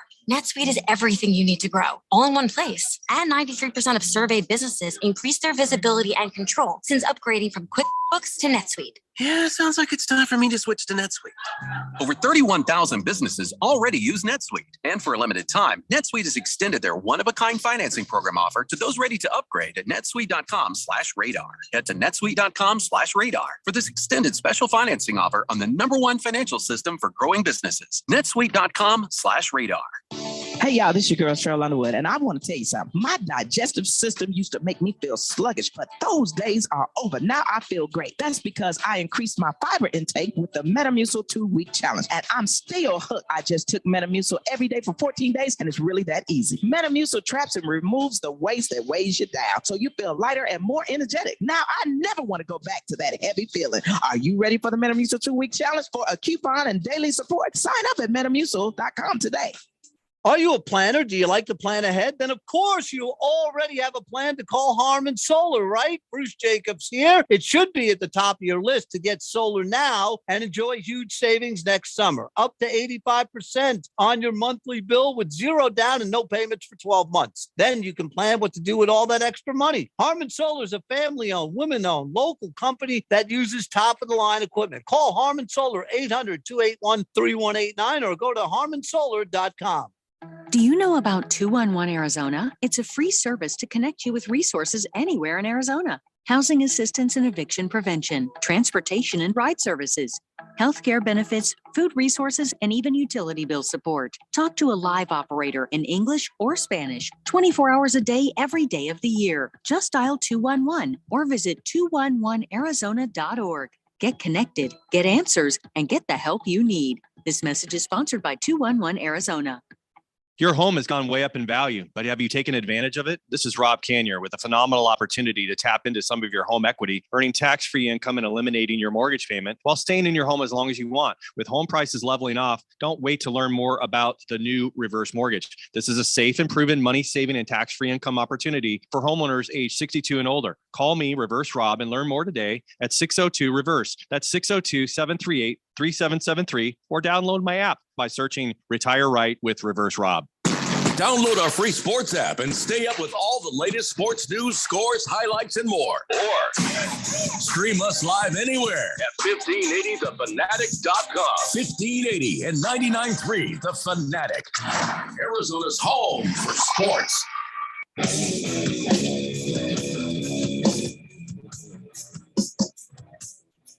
Getting amped for the NFL season coming up here shortly, a couple of weeks till game one. Man, going to have all the primetime games here on the radio station. The Flamethrower will carry Monday Night Football, Thursday Night Football, Sunday Night Football, and we will have some Sunday morning games as well. We also will have the playoffs, wall-to-wall coverage of the playoffs. We will also have the championship games, the NFC, AFC championship games, and we will broadcast the Super Bowl from right here in your backyard, State Farm Stadium, ladies and gentlemen. And that's because we're your home for football here on 1580 and 99.3 The Fanatic. And we're talking NFL right now because there was a bunch of happenings this past weekend. All right, let me cover what's happened. Carolina has named Baker Mayfield starting quarterback. We already knew that. We already knew that was going to happen. Let's see. The Raiders, they made some moves today. They're going to release Kenyon Drake, former Cardinal. And let's see here. The D-backs were swept by the St. Louis Cardinals. Cards made a move today, bringing in an offensive lineman, Cody Ford from the Buffalo Bills.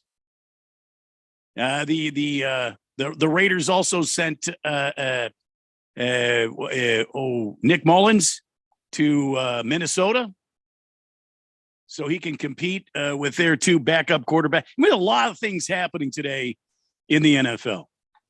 And there were some injuries this past weekend. I don't do that. Dr. Jeffrey does that. He has the injury report. He'll be back tomorrow over most of these same radio stations. But right now we're talking about winners and losers from week 2 in the NFL preseason. Against the Spread says, Donnie says, I'll be there Saturday and get my hands on Justin Jefferson first pick. Wow. Donnie, you're just putting it right out there, aren't you? He's going to take Justin Jefferson first overall. Look, he's an enticing piece. I wouldn't have told the entire world that, but Justin Jefferson, I just think is going to have a big year this year. I have a feeling about it. I like the connection that he has with his offensive coordinator, and what they plan on doing, and the fact that his offensive coordinator, just fresh off of coaching Cooper Kupp, is now here to put Justin Jefferson in that same role. Yeah, the yards and the numbers are going to be ridiculous for Justin Jefferson. Let's see here. Against the Spread says Pickett is a good player. He was a cover machine at Pitt. He has sneaky good speed and doesn't turn the ball over. No, I don't think Kenny Pickett has sneaky good speed. I think Kenny Pickett's actually fast. he's running away from people before who thought they could catch him. He's a quick dude. I'm sorry against the Spread. I'm sorry I didn't catch this earlier. He said the St. Louis Cardinal Nation took over Chase Field this past weekend. Easy sweep. Wow, that hurts. That hurts, ATS. That hurts. Double D says Kenny Pickett may be a lot of things, but we don't know yet in regards to the NFL. We know who Trubisky is, a career backup level quarterback. That's correct. And we don't know what Kenny Pickett is, but that's the reason why you look at certain abilities that guys have and you go, does this ability translate to the NFL? And he's the skills that Kenny Pickett has shown, correlate strongly with them being at least decent. But we got to see it first. Booger Wolf is on the text line at 888-368-1580.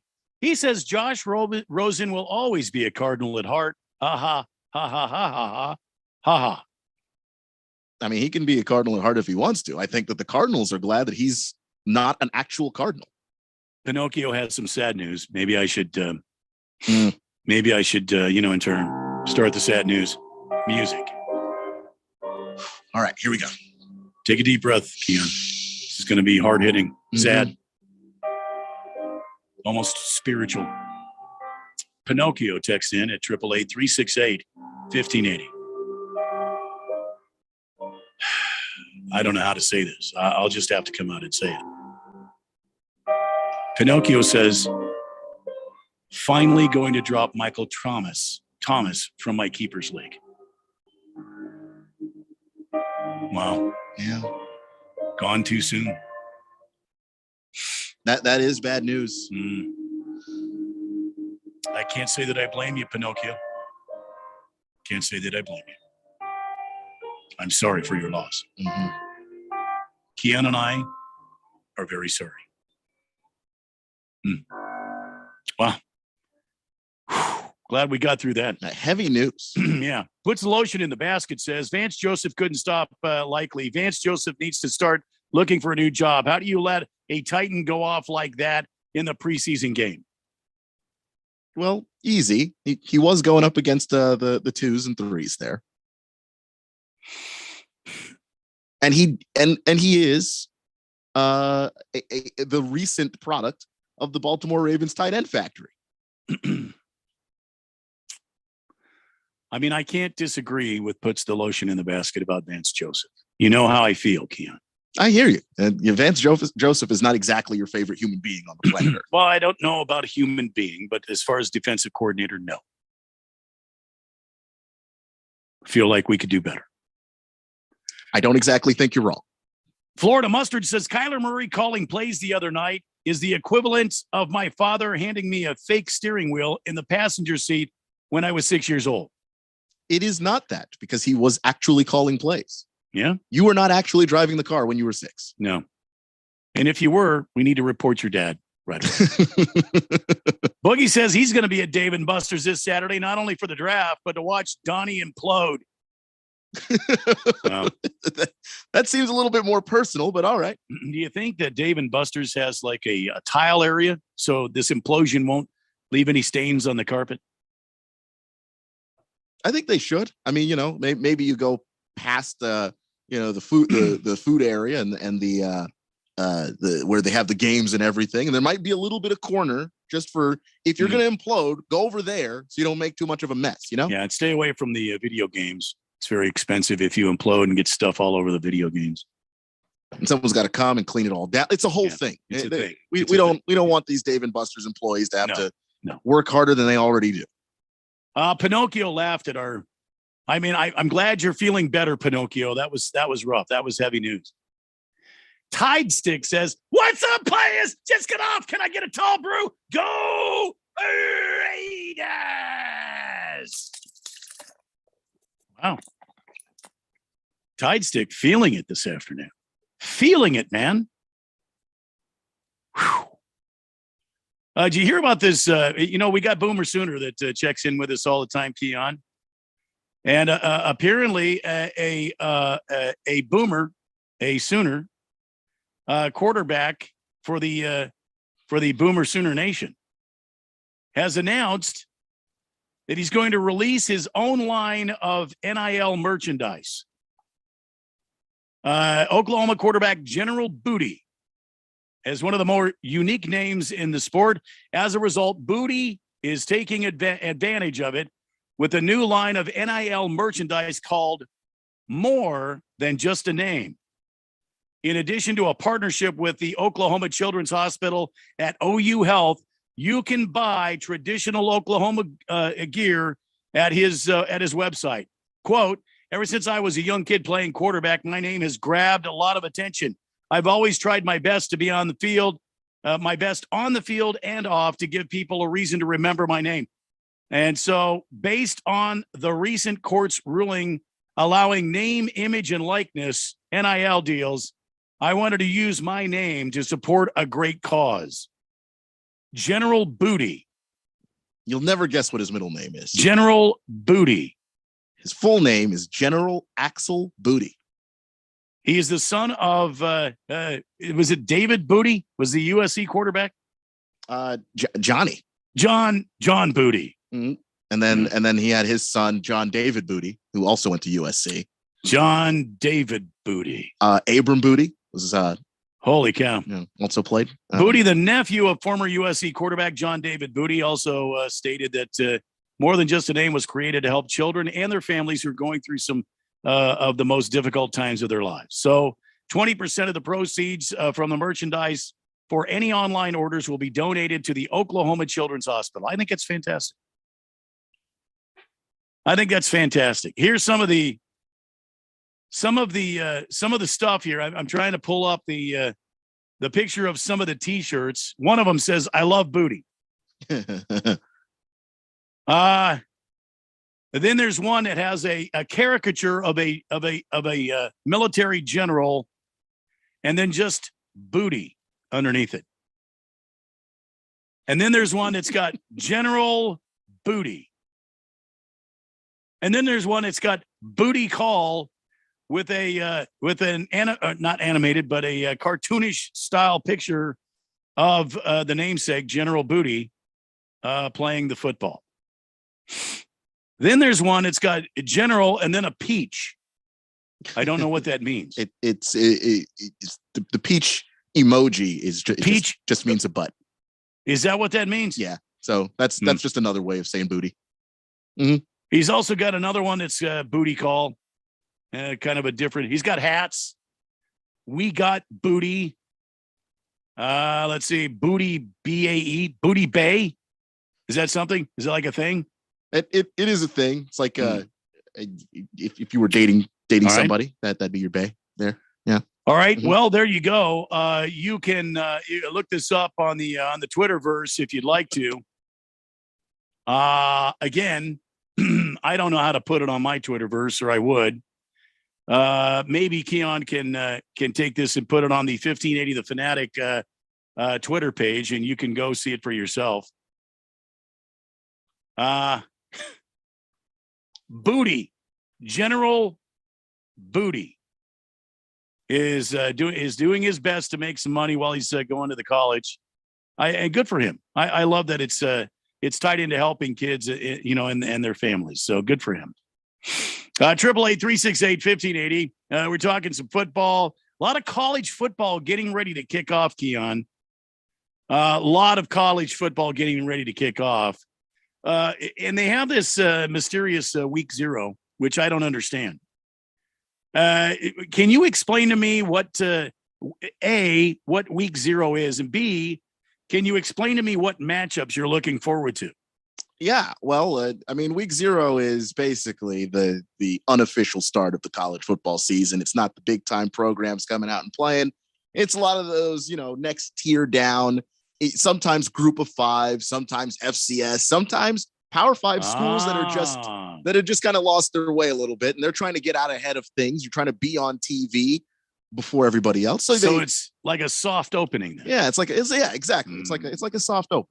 And so you go there and you get some interesting games, but obviously you're not going to get the best games. And so we got a handful of matchups here.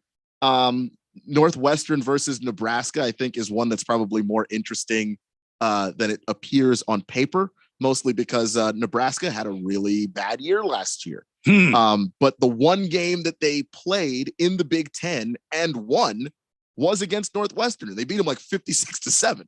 But Nebraska's a really volatile team. Highs and lows, ups and downs. So I'm interested in that game because I think that this could set the tone for where Nebraska winds up this season. 888-368-1580. Chiefs goal. Vance Joseph or Mike Zimmer as defensive coach. Mike Zimmer all day long. I also won't be at Dave & Buster's because it's too far for us north side of town people, and I don't like Boogie all that much. Chief Skull, come on. I'm going to be there. I live way the hell out west. I'm driving out there. Come on. Come on, Chief Skull. Come on. Do it. Chief Skull, come on. You can be there. If I have to be there, you need to be there, Chief Skull. Chief Skull, are you hearing me? Hefty Lefty says, Sergeant Butt Thunder, recording for duty, sir. All right, 2 down, 1 to go. It's a Daily Blender on 1580 and 99.3, The Fanatic. Looking for ways to shine bright this summer? With Summer of Dash Pass by DoorDash, get more member-only perks and discounts than ever before. The more you shop, the more you save, with 0 delivery fees and access to exclusive items that make your summer feel easy and breezy. Sign up now with promo code RADIO22 for 50% off your first order up to $15 value. Dash Pass benefits apply only to eligible orders that meet the minimum order amount. Other fees, taxes, and gratuity may apply. Terms apply. It's time once again for the Harmon Solar 1580 The Fanatic NFL Fan Pick'em Contest. Set your picks each week and see if you are this season's best game picker. Play against the Fanatic Air Staff. Play against your fellow listeners. First prize is $1,580. Second place is $500. Thanks to our great friends at Harmon Solar. The Harmon Solar 1580 The Fanatic NFL Fan Pick'em Contest. From your home for the NFL, playoffs, and Super Bowl in the Valley. 1580 and 99.3 The Fanatic. Traffic. Right. This wagon commute is killing me. You mind if I turn on your old radio? Oh, this song again. I swear they play the same 3 chants on every station. At this rate, it's going to take a fortnight to get to work. Well, just be glad you don't need to fill up. I mean, have you seen the price of hay? Mm-hmm. Throughout history, people have always hated to commute. That's why Monster lets you search work from home jobs. Find your job at monster.com or download the app. The Fanatic goes live and comes to Dave & Buster's at Tempe Marketplace August 26th and 27th. Friday, we'll be broadcasting live beginning at high noon with the main event. Then the Blender from 3 till 6. On Saturday, it's the much-anticipated Blender Fantasy Football Draft Party beginning at 11 a.m. Don't have a team? It's okay. Just come hang out with us. August 26th, noon till 6. And again, Saturday, the 27th, beginning at 11 a.m. The Fanatic goes live at Dave & Buster's at the Tempe Marketplace. We'll see you there. For the latest from the world of golf, tune in every Saturday morning from 6 to 8 for the Golf Shop Radio Show, presented by PlayGolfMyrtleBeach.com, the golf capital of the world. Hosts Mark Greenhelch and Matt Blanchard talk golf from tee to green and everything in between. If you like golf, you're going to love Golf Shop Radio. Before you tee up, drop on in. Welcome to the Golf Shop here on 1580 and 99.3 The Fanatic. You want to feel important. You want to be a part of something bigger, something that matters and can help change things. You want to feel like you belong. We know. We felt that way too. And that's why we did something about it. We aren't just Army National Guard soldiers. We are normal people just like you. And together, we can make a difference. Take on your legacy. Visit NationalGuard.com to find out more. Sponsored by the Arizona Army National Guard. Aired by the Arizona Broadcasters Association and this station. KQFN Tempe. Also transmitting on K25CD Phoenix at 99.3 FM and K24EU Fountain Hills at 95.9 FM. It's time for the third hour.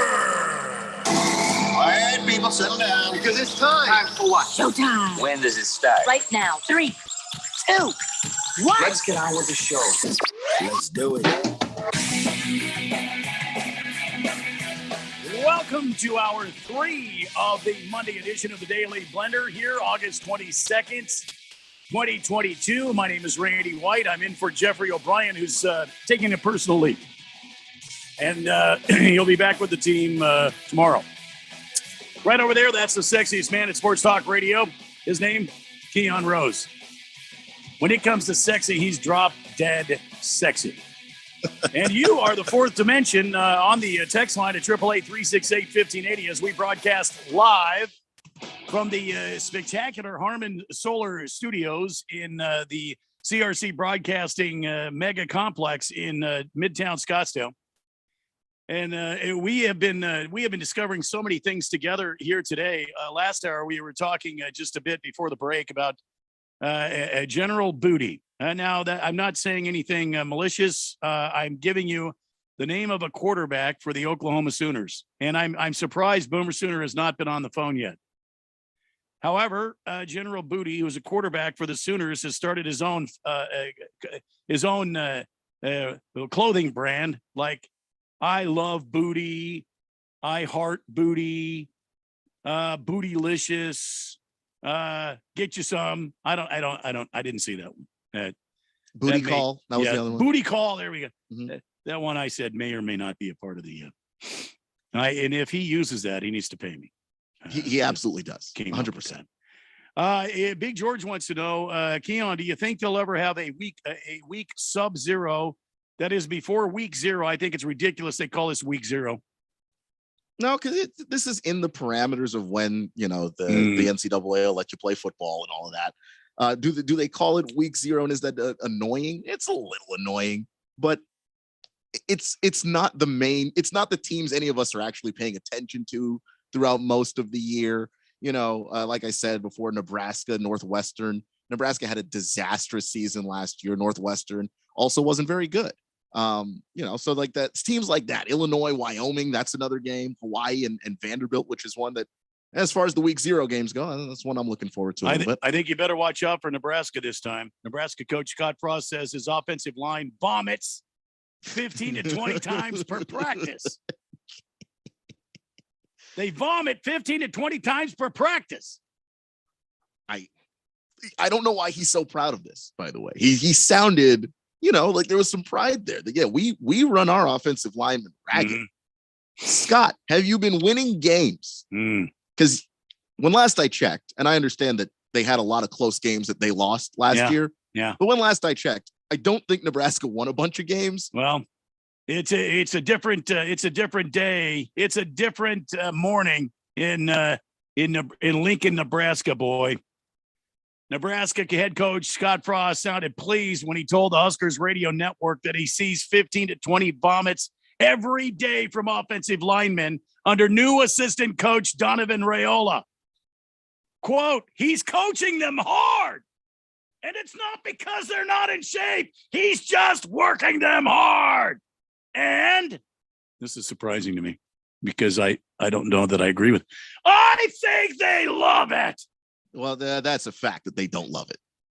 You ask any of those linemen who are vomiting apparently 15 to 20 times a practice, whether they enjoy emptying the insides of their stomach onto a football field. I think Scott Frost is a monster.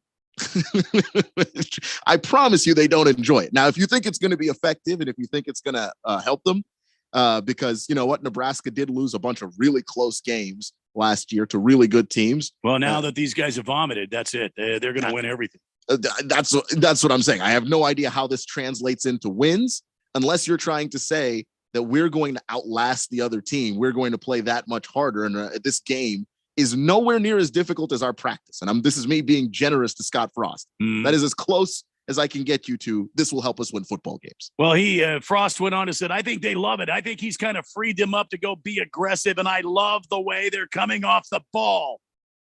You mean puking? Because if I'm a defensive guy and they're puking, I'm not touching this dude. So, yeah. So there you go.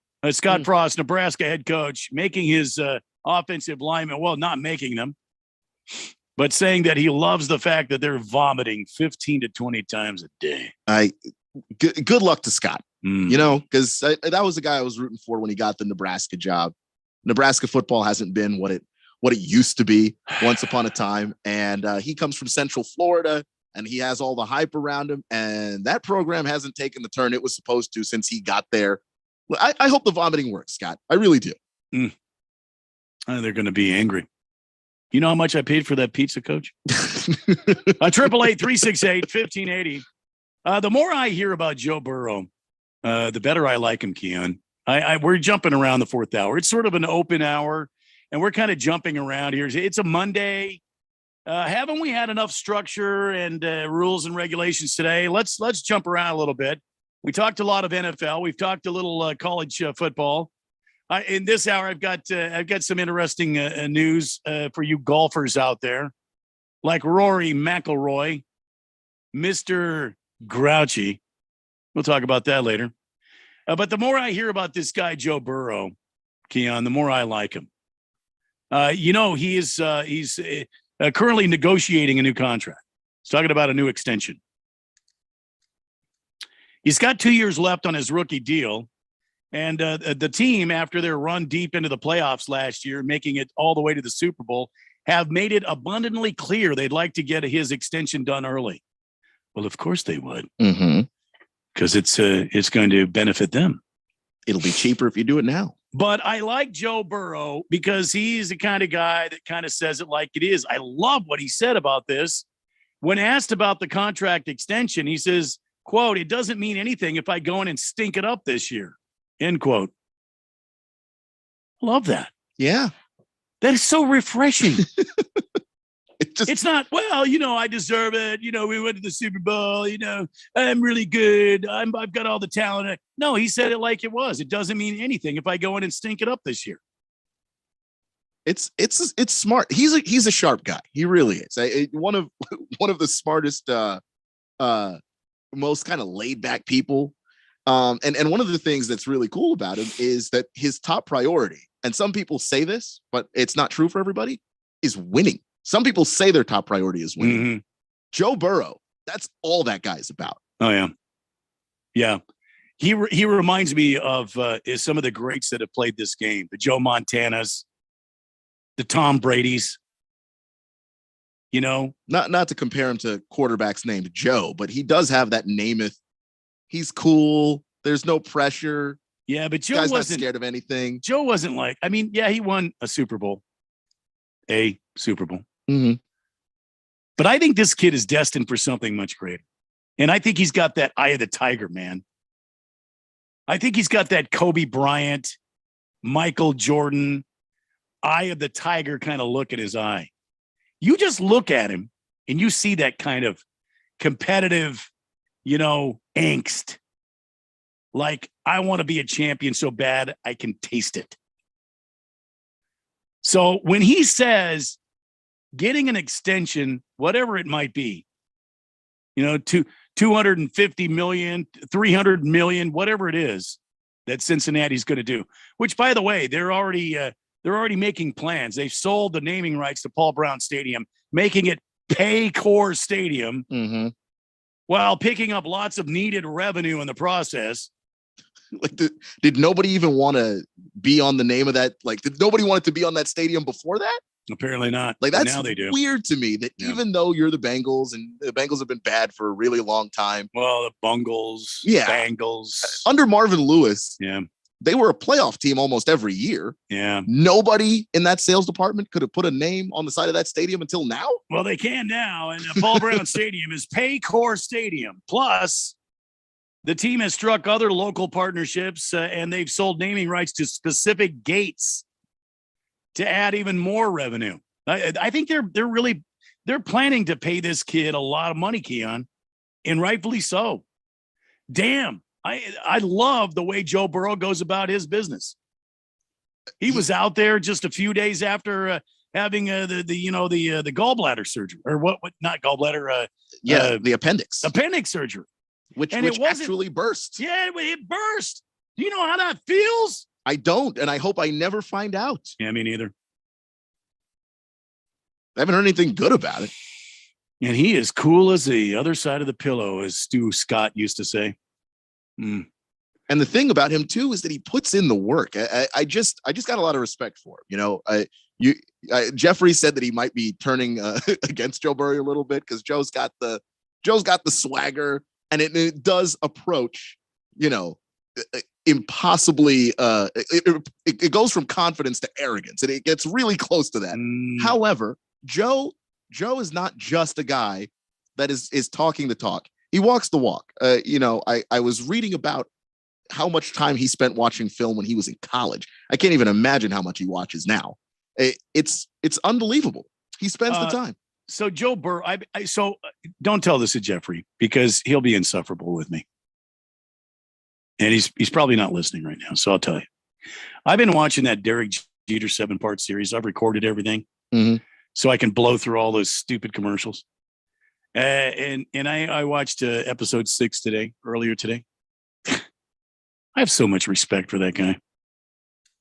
I mean, a lot of people, he played for the Yankees. Yeah, he was this.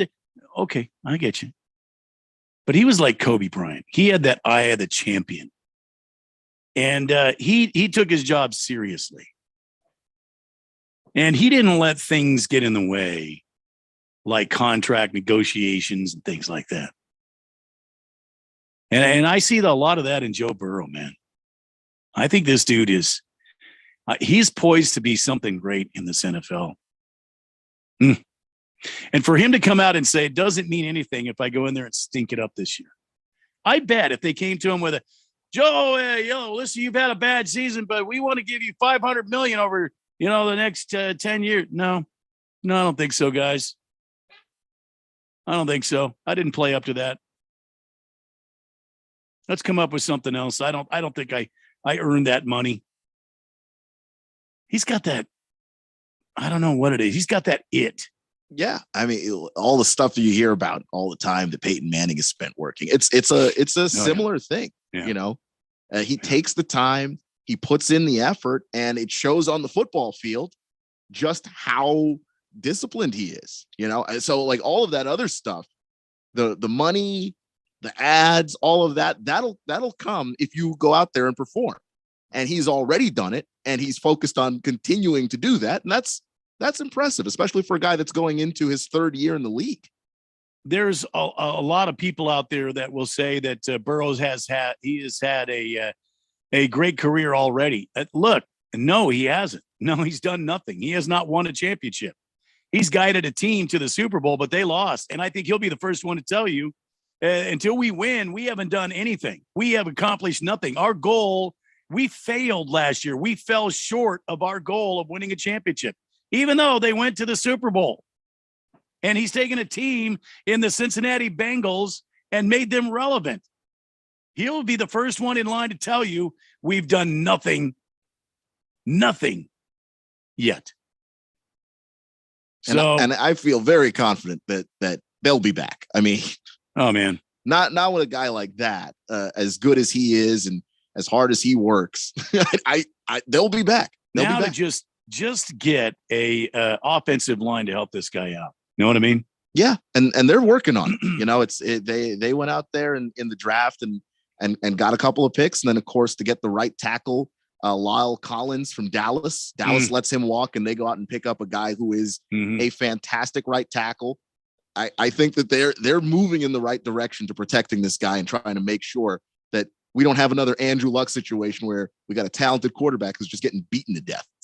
Got to tell you, I love this Joe Burrow. The more I see of him, 888-368-1580. Boogie says, after 10 years, I finally dropped Antonio Brown for my keeper league last week. Oh, wait a minute. Hang on. We're doing this again. All right. No, that's not it. That's not it. What happened to my music here? What happened to my sad music here? Huh? What just happened to my sad music? It just left. Uh-oh. Oh, well. I'll have to find it again. Here we go. There's something somber. Boogie says, after 10 years, I finally dropped Antonio Brown from my keeper league last week.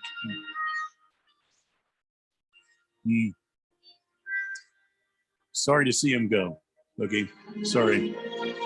Sorry for your loss. It's a shame. Wow. 888-368-1580. Booger Wolf says, it's going to be glorious watching the Golden Helmets smash the rest of the NFC West into the ground like shoe versus a dog turd. Can't forget the NFC East, where the Washington Dookie Stains will fail as well. Go Niners, you swine! Well, he really had to reach to just include Washington Don't rope us into this. We're in the NFC East. We're playing in one of the worst divisions in football. Don't rope us into your world. Nobody wants to be over here. You leave me and my team out of this. Booger Wolf, when he was talking about the gold helmets, I thought he was talking about Notre Dame. I was lost for a few minutes. Just a couple of seconds. Yeah. Blissful Hayes says a soft opening and booty go very well together. Oh boy. You know what? No. You know what? I'm not going to say that. Number one Rattlers fan. Your studios are in North Scottsdale, not Midtown.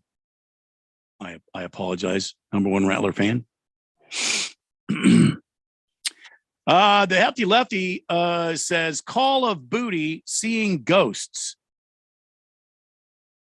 So like a game? Why are we combining General Booty and Sam Darnold? That's what I want to know.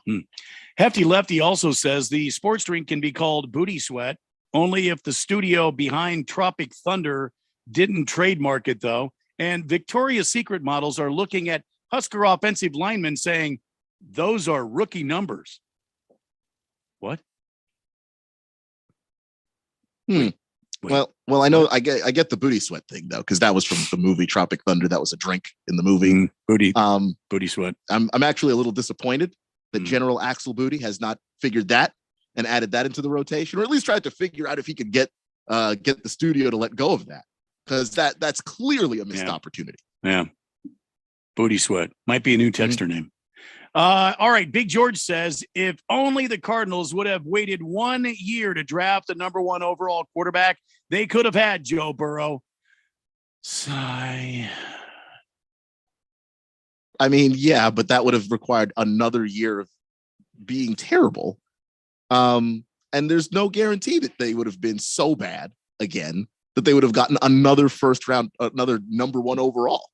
Can't you see Big George sitting in like a bay window?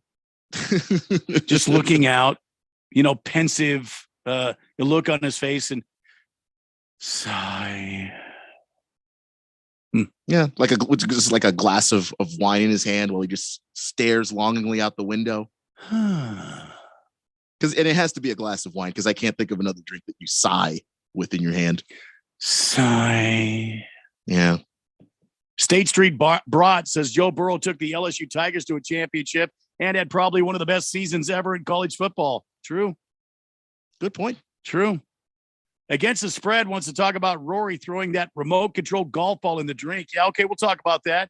Fubar 1000 says, hiya, Blender dudes. Keon, who do you think the starting quarterback is for the Seahawks? It's probably Geno.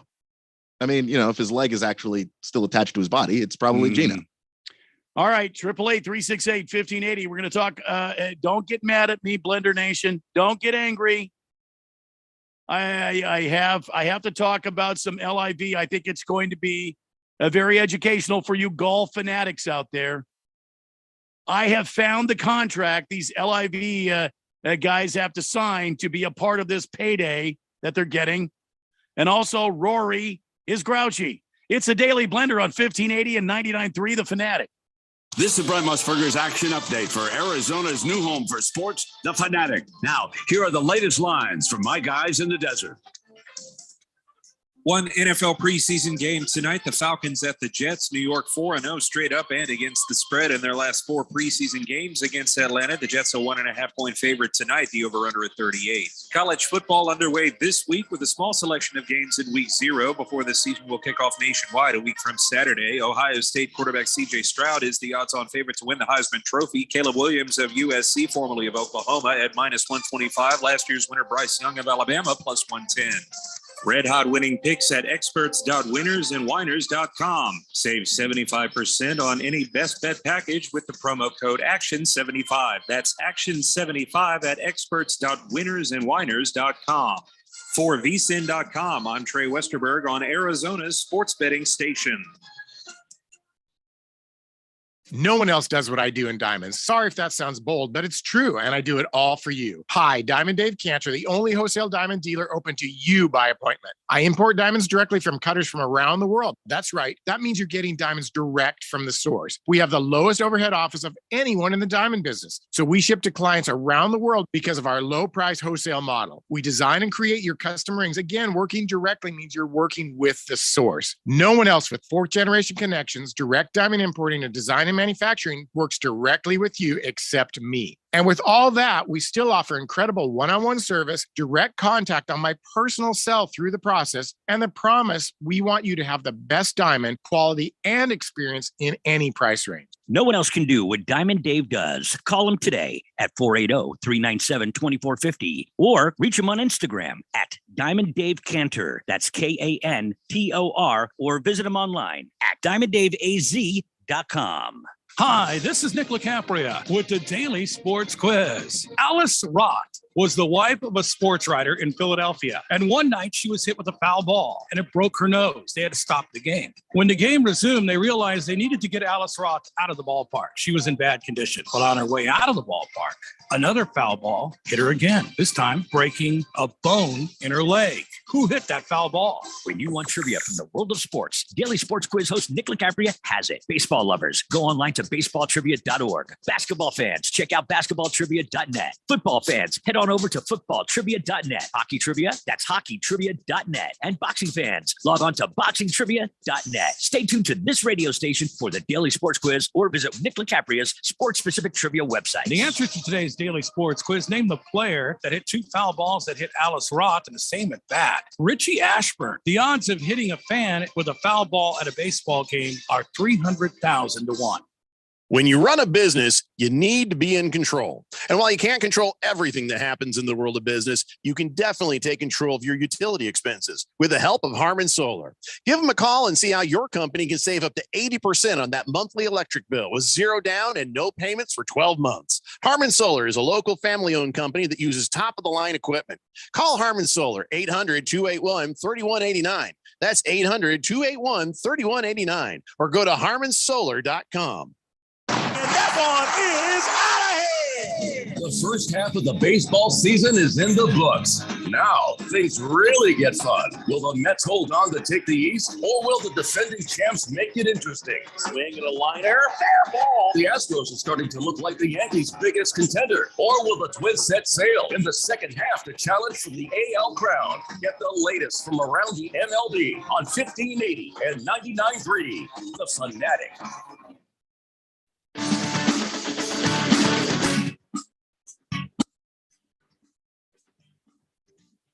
It's a Daily Blender for a Monday here on 1580 and 99.3 The Fanatic as we roll through our final hour here, heading towards 6 o'clock tonight. Jeffrey O'Brien on a personal leave. He'll be back tomorrow. My name is Randy White. That's Keon Rose over there, and we are making up the Daily Blender.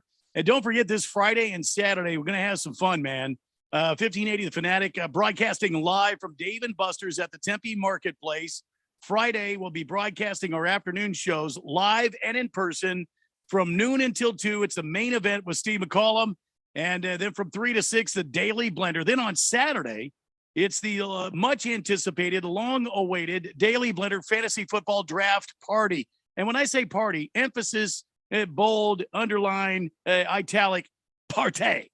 It is a party going on at Dave & Buster's at the Tempe Marketplace.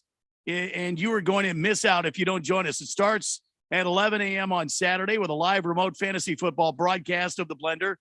Rosalie Michaels will be there, and we'll be talking to fantasy football for 2 hours. Then it's on till we're done partying. It's going on at Dave & Buster's Tempe Marketplace this Friday and Saturday. 2 days, 2 big events. Don't miss out. And if you have not signed up for the Daily Blender Fantasy Football League and you're still putting off till tomorrow what you can do today, I want to encourage you. Send an email to Blender at 1580 The Fanatic. Blender at 1580 The Fanatic. Let us know that you want to play. And if you have already done that and you've received no notification that you know of, be looking for an email from NFL.com. It might say NFL Fantasy Football. It might say Fantasy Football. it might just say NFL.com. Anyway, don't throw that away. And if you have thrown it away, hit us back at Blender at 1580thefanatic.com, and we will get you in one of our leagues. Right now, we've got, I think we have 12 leagues right now. I think we have 12. And Jeffrey is efforting to get the draft order taken care of. Maybe tomorrow when he shows up here from his hiatus, then he will give us the information that we need about the draft league. Booger Wolf says, I have a ruptured appendix once. I just punched it in the face and grew a new one. Niner power. Wow. Well, I didn't know that. Against the Spread says, I played college football 20 years too early. We weren't even allowed to have jobs when we played. Every extra dollar we made was from cash jobs like security and parking cars. Now you have offensive linemen sponsored by Hooters, a.k.a. the local family restaurant. They get dollars and free wings, hopefully for life. God bless America. Finally, the big fellas get respect, dollars, and wings. It's all is right in the promised land. I'm glad we eventually got to this point. There's no way these guys should have been putting in the work that they were doing and not getting paid something for it. And especially when it comes to, you can go on NCAA.com and buy somebody's jersey. It's got their name on it and they can't make money. That was insane. And I'm glad we're here. Yeah. Blissful Hayes, you should be ashamed of yourself. I'm not going to read that text on the air. I am just not going to do it. It's funny, but I'm not going to do it. 888-368-1580. Let's take care of this before we run out of time. It's time, ladies and gentlemen, for On This Date in Big George's sports history. Back in the year 1965, in a burst of uncontrollable temper, Juan Marichal of the San Francisco Giants attacked John Roseboro of the Los Angeles Dodgers with a baseball bat.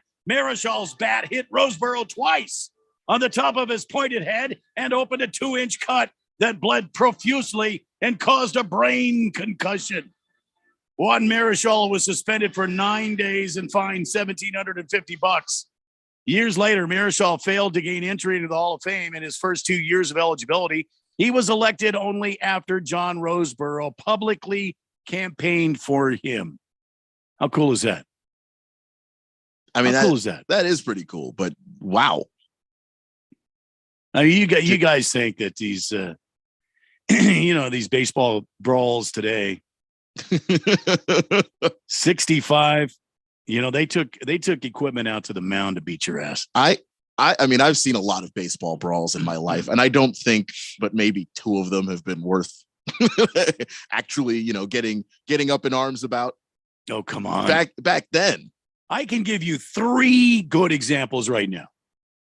Nolan Ryan punching the hell out of what's his face for the White Sox. Mm-hmm. I mean, he threw him in a headlock and just started working him over. And if you look, his middle knuckle was protruding, and he was just giving it to him, man. Just bam, bam, bam. Oh, that's one. I'm not saying baseball fights, by the way, have never been great. I'm saying recently, leave a lot to be desired. Number 2, Joey Bats and his attitude got an adjustment from Rougned Odor. I literally can't think of a single thing Rougned Odor did after that. That's the peak of his career, and quite frankly, I'm okay with that. Yeah, no, it's great. I respect him just for doing that. Number 3, Yankees Blue Jays got into a tussle, and Darryl Strawberry went around the crowd because some pitcher for the Blue Jays, some no-name, was calling the Yankees out, and he went over there and just cold-cocked him right in the side of the head. He never saw it coming. Never, and it overflowed into the dugout, man. Oh, yeah. I've seen a lot of brawls in my day. I think you've seen the good ones. 888-368-1580.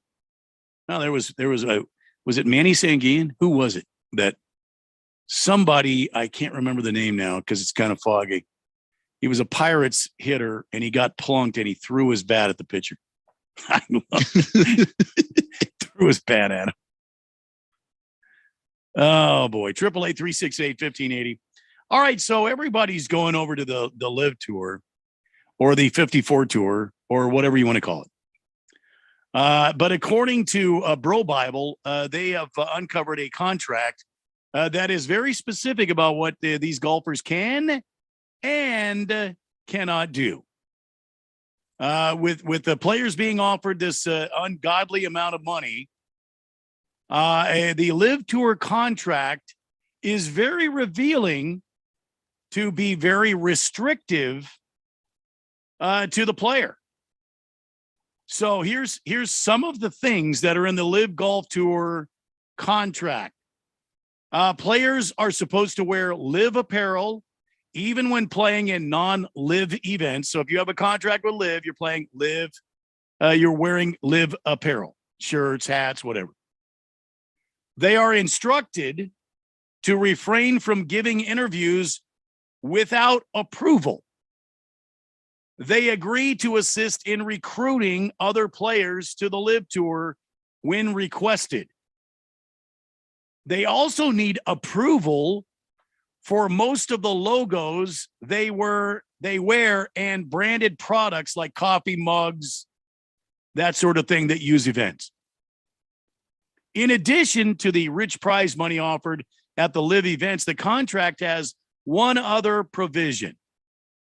Golfers are awarded a $1 million bonus for winning any winning any of golf's 4 major championships: Masters, US Open, the Open, so on. What do you think of that, Keith? There was always going to be strings attached when you were taking that much money from somebody. And I don't know how some of these guys still felt comfortable doing it. Now, I can understand, again, we talk about some of the lower level guys who are just like, hey, this is a bigger payday than I'll probably ever see. But some of these other people, Brooks Koepka, he doesn't need this extra money. I guess it's nice that he's getting it, but he doesn't need it. I don't know if I could ever, if I didn't need to, sign up for something with this many strings attached, where what I'm supposed to do, what I'm not supposed to do, what I'm allowed to wear at tournaments that aren't Live tournaments. Come on, you can't tell me what I'm supposed to wear if I'm playing another event in another thing. I mean, come on, you're absolutely trying to manipulate people on this incredible and insane level. But again, we should have known this, because the money being that big, they never give you money. No one in life will ever give you money like that without strings attached. And there you go. Some of the Live Tour strings to this making this money. Yeah, you'll make the money, and quite honestly, they have filled their roster out and starting to remove some of these guys that came over from the Corn Ferry. Some of these lesser golfers. They're starting to remove some of these guys as they get more and more names from the PGA Tour. Kind of exciting. Kind of crazy, kind of interesting. Live Tour is not as easy and nice. It's not paradise. The grass is always greener, right? Mm-hmm.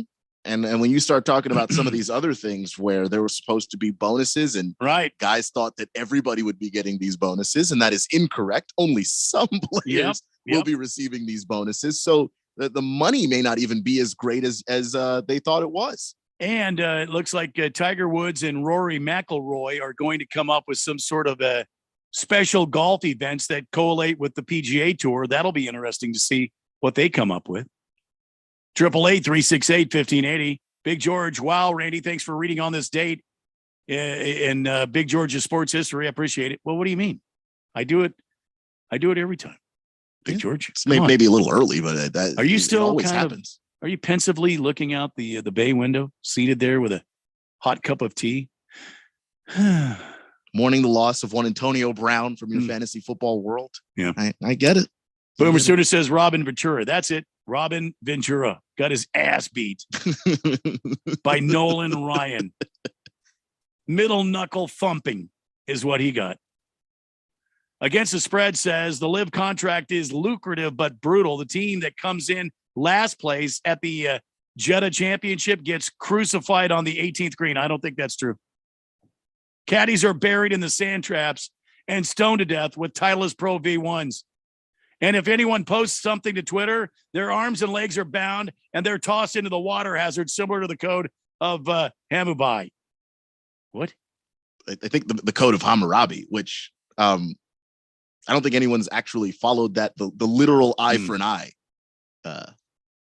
came from there. It's pretty brutal. Mm-hmm.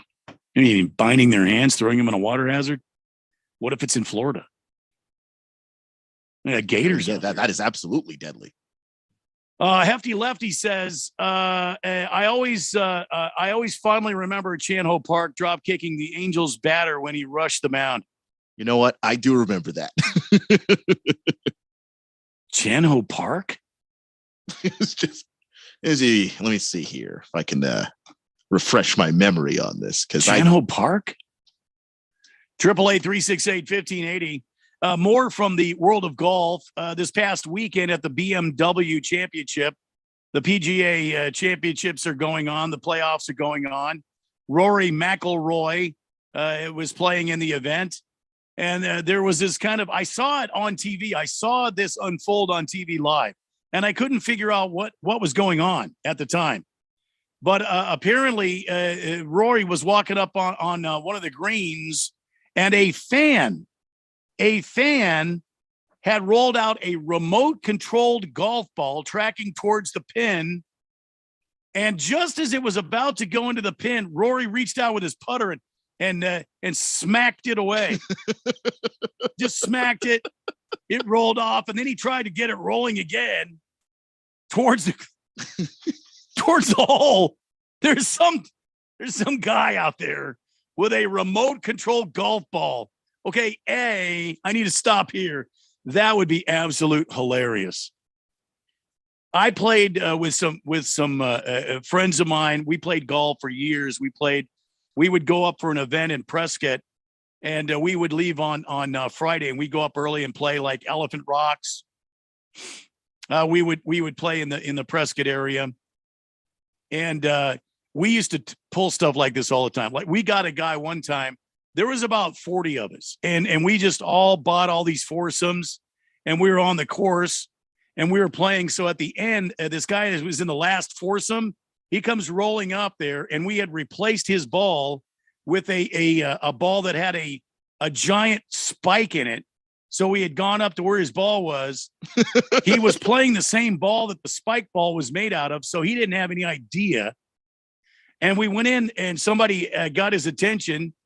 And we snuck this ball into the green, and this spike on it, and we put it in there. Well, he gathered around. We're on this green at Elephant Rocks there at 18.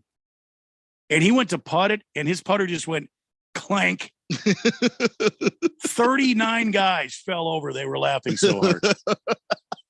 Imagine if we had this remote control golf ball. Oh my heck. That might have been an insufferable round of golf, but in the best way possible. That was the best damn golf ever. We would roll over other guys' balls if they hit it out of the fairway and it was in the rough, and we're rolling up on, going to the green or something, and it was near us. We'd roll over it with our golf cart. Sometimes we'd put like money on it, candy, the cigar butt. So anyway, this guy, that McIlroy, was walking up. This guy tried to sink this remote control ball into the hole. He already knocked it away once. This guy tries it again. This time, Rory picks it up and throws it in the middle of the pond.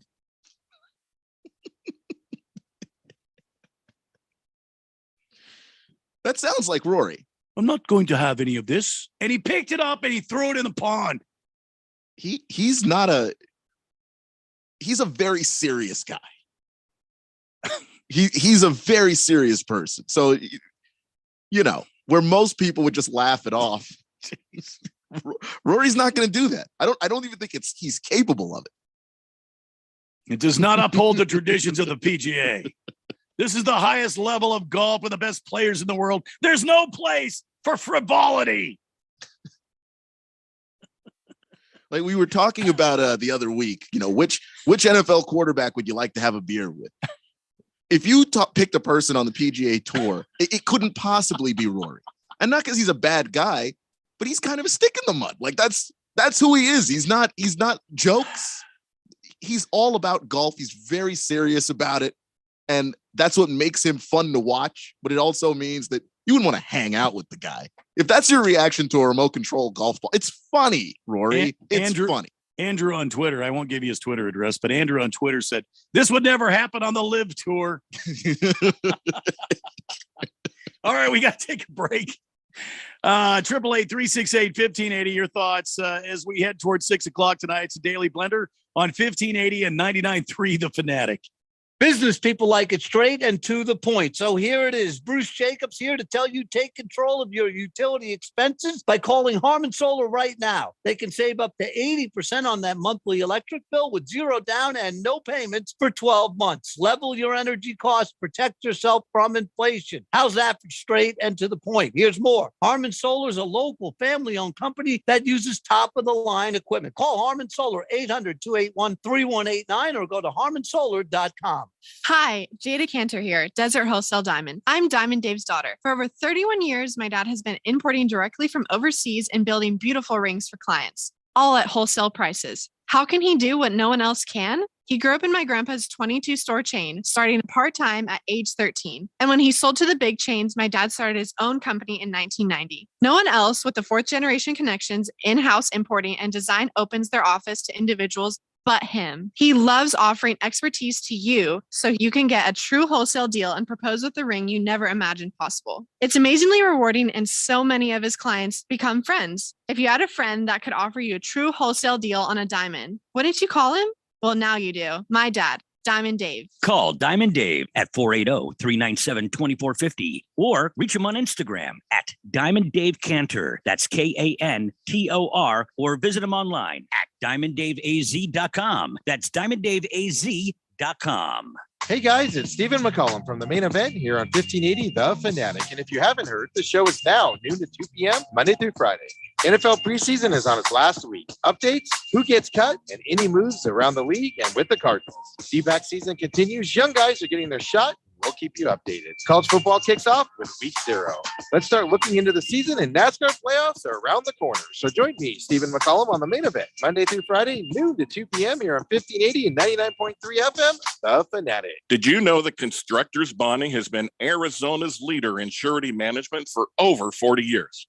Hi, this is Dave McKee, president of Constructors Bonding, inviting you to learn how our team can deliver better bonding than anyone, anywhere. Contractors, developers, attorneys, car dealers, and hundreds of other industries turn to Constructors Bonding for their bond solutions. Call me personally at 602-432-5929 to learn how Constructors Bonding is your solution for better bonding.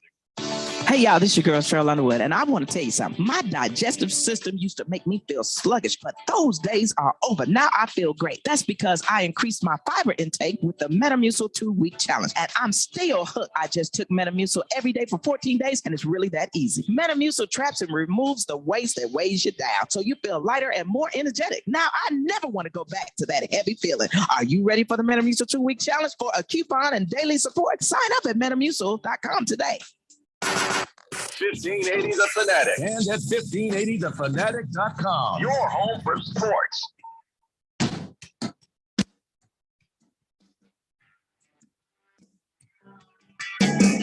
Big George is saying he's currently pensively staring at his computer screen as he continues working until he works until about 7 p.m. on a daily basis.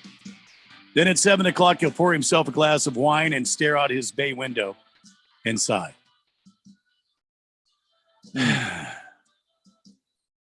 That's in response to his text he hit us with. If only the Cardinals had waited one more year and drafted a number 1 overall quarterback, they could have had Joe Burrow. Sigh. Big George. Wow. Hefty Lefty, in the words of Shooter McGavin, damn it, people, this is goal. Well, did you see he took a picture with Tiger Woods the other day? Shooter McGavin? Yeah. No. It's a bizarre picture. I bet it is. Tiger's like, who are you? Right. I never saw the movie. The Hefty Lefty says in the word. Well, I already said that, didn't I? Boomer Sooner says Oh my heck, Randy, pour me a beer. Okay. What's going on? What's going on? You know, guys, the key to your right worry is kind of boring. You know, guys, the key on your right worry is kind of boring, but look at his parents. Has a combo of parents and parents before that, so you never know where to get it. Did that make sense to you? I did not follow a single word. Gonna poor Boomer Sooner. And I know Boomer Sooner gets mad at us because he thinks we pick on him, but it's just, the voice to text. Just give it a look over before you send it. Guys, the key on your right worry is kind of boring, but look at his parents. Hess, a combo of parents and parents before that, so you never know where to get it. Did I just launch something? I have no idea. 888-368-1580. Booger Wolf says Washington cheerleaders aren't allowed to practice after dark because there's a full moon. They start howling. You don't got to talk about women that way. If you want to make fun of the players, Dan Snyder, leave the cheerleaders out of it. They didn't do anything. Boogie says, I have switched friends' golf balls to those exploding golf balls. Those are hilarious. They are. We did the same thing. As a matter of fact, at one time, we got a guy out there who was first time golfing, and he wanted to go golfing with us. We warned him. And one of the guys put a exploding one of those powder balls on his tee. He didn't realize it, and he swung as hard as he could, swung as hard as he could, and that ball disintegrated into a powdery, dusty substance, and he thought he had hit it so far down the fairway he couldn't see it anymore. We're dying behind him. And he thought, where did it go? Wow, did I hit that one far? 888-368-1580. By the way, the Chan Ho Park kick that was mentioned incident earlier, happened in 99. Dodgers Angels bench clearing brawl. Because the pitcher tagged Chan Ho Park. He was on his way to first base. Tagged him out. Then they exchanged some words on the first base line. Then Park punches the pitcher, I think Belcher, and then nice. The Belcher pushes back, and then Chan Ho Park, who practiced Taekwondo, does this spinning kick, and then I guess somewhere in the middle of the kick realizes, oh, I've got spiked shoes on. I shouldn't kick him in the face, and then it winds up being this kick to the ribs. And then everybody comes out, and there's a whole fight. So it's actually a very entertaining. Wow, Chan Ho Park. Mid kick, deciding not to hit him in the face. Go with the ribs. Wow. All right. Time for the Wheel of Sports. By the way, we're going to be broadcasting live from Dave & Buster's Tempe Marketplace this Friday and Saturday. Don't miss out. Noon on Friday it starts. Goes till 6 o'clock. Stephen McCollum with the main event there at noon. We will be there with the Daily Blender from 3 till 6. Then Saturday, Daily Blender Fantasy Football Draft Party. The broadcast starts at 11 a.m. We have a live remote. And then the fun begins at about 1:30, the Fantasy Football Draft taking off. I've always, Jeffrey and I have always thought Canada was trying to do something to take over the world. We don't trust Canada. Keon. And this report out of Vancouver, listen closely, because the Greater Vancouver Zoo remained closed Wednesday, a day after several wolves were found outside their enclosure in what appeared to be an act of malicious intent. Uh-oh. The zoo posted a short update on social media Wednesday morning. We will remain closed today, said the message on Instagram stories. Thank you for your patience and understanding. The Aldergrove facility first closed Tuesday with little to no notice provided to visitors. The zoo later released this statement saying It had been working with Langley RCMP and the BC Conservation Officer Service to bring wolves back to safety, noting the incident was suspicious. Interesting. They haven't found all the wolves. Most of them are back in their care. However, there are still some wolves outstanding. Yeah, that's not good news there. Nobody. Tell me the Canadians are not up to something. I mean, it's hard for me not to after this. How can I? This is suspicious. This is incredibly suspicious. Of course, they're up to something. Talk about wolves here. Just the alpha predator wolves accidentally escaped. Look, something's going on. I think it's Great North. Canada's plan to take over the world by releasing wolves at different key points. I mean, Toronto is right there. The wolves could get on some sort of a shuttle boat or something, whatever you call them, cross the river there, and whammo, they're in the United States. You see what I'm saying? Easily. There is. We have to see. We got to keep an eye out. Wolf watch. Canadian wolves are incredibly scary too, by the way. Canada, phase 1 of their plan to take over the world. I'm convinced. 888-368-1580. Because between Toronto's not that far from Buffalo. Right. That's all I'm saying. That's what I mean. Right by the Niagara Falls. We need to get the Bills out of Buffalo immediately. The Wolves are coming. And I find the timing suspicious. Here we are in football season, and the Canadians have always been sort of jealous. They have the Canadian Football League, and their field is wider and longer, and their football has white stripes on it. And I think they only have 3 downs, not 4. They've always been jealous of the NFL. They know what they're doing. And all I'm saying is, in that location, you got right? Buffalo on the U.S. side. Right. Who else is there on the Canadian side of the border? It's Hamilton, home of the Hamilton Tiger Cats, who get no attention because we don't watch Canadian football. So they're going after the Bills, just a personal theory, going after the Bills so that we are forced to pay more attention to the Hamilton Tiger Cats. They have no choice. It's true, Nostradamus. It's a good point. That was probably some environmental activists who got into the zoo after hours, tried to set the wolves free, and got mauled. That's the rest of the story. That's a good point. That's a good point. Well, I don't know if they got mauled, because wouldn't they have left some evidence behind if they did get mauled? Well, maybe. Shreds of clothing, perhaps. Wolves eat everything. They're very efficient eaters. Good point. They're very damn efficient eaters. Kiss the Cook says, "Oh!" Yeah, it's a good point. Let's go ahead and spin the wheel one more time here. We got a couple of minutes. So, Keon, I've got to ask you, what the hell is the world coming to?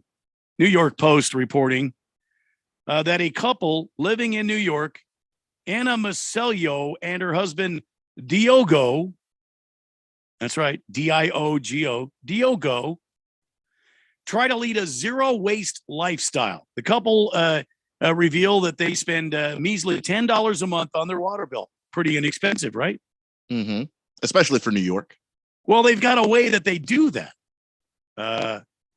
This happy Anna and Diogo, they what they do is they reuse their shower water to cook, and they don't use toilet paper. Oh. No.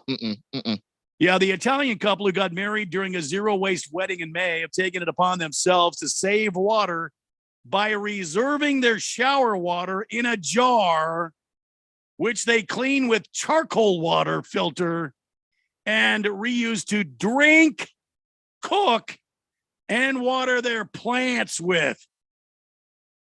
Okay, the plants, that's not really too. I mean, come on, man. You know, the plants will take water. Water's water. But when it comes to, you've got to ingest that, you've got to eat that. It gets worse. It gets worse. Oh, boy. They also stopped using toilet paper in May in an effort to save water, opting instead for a portable bidet attached to a plastic bottle. What in the hell is going on here?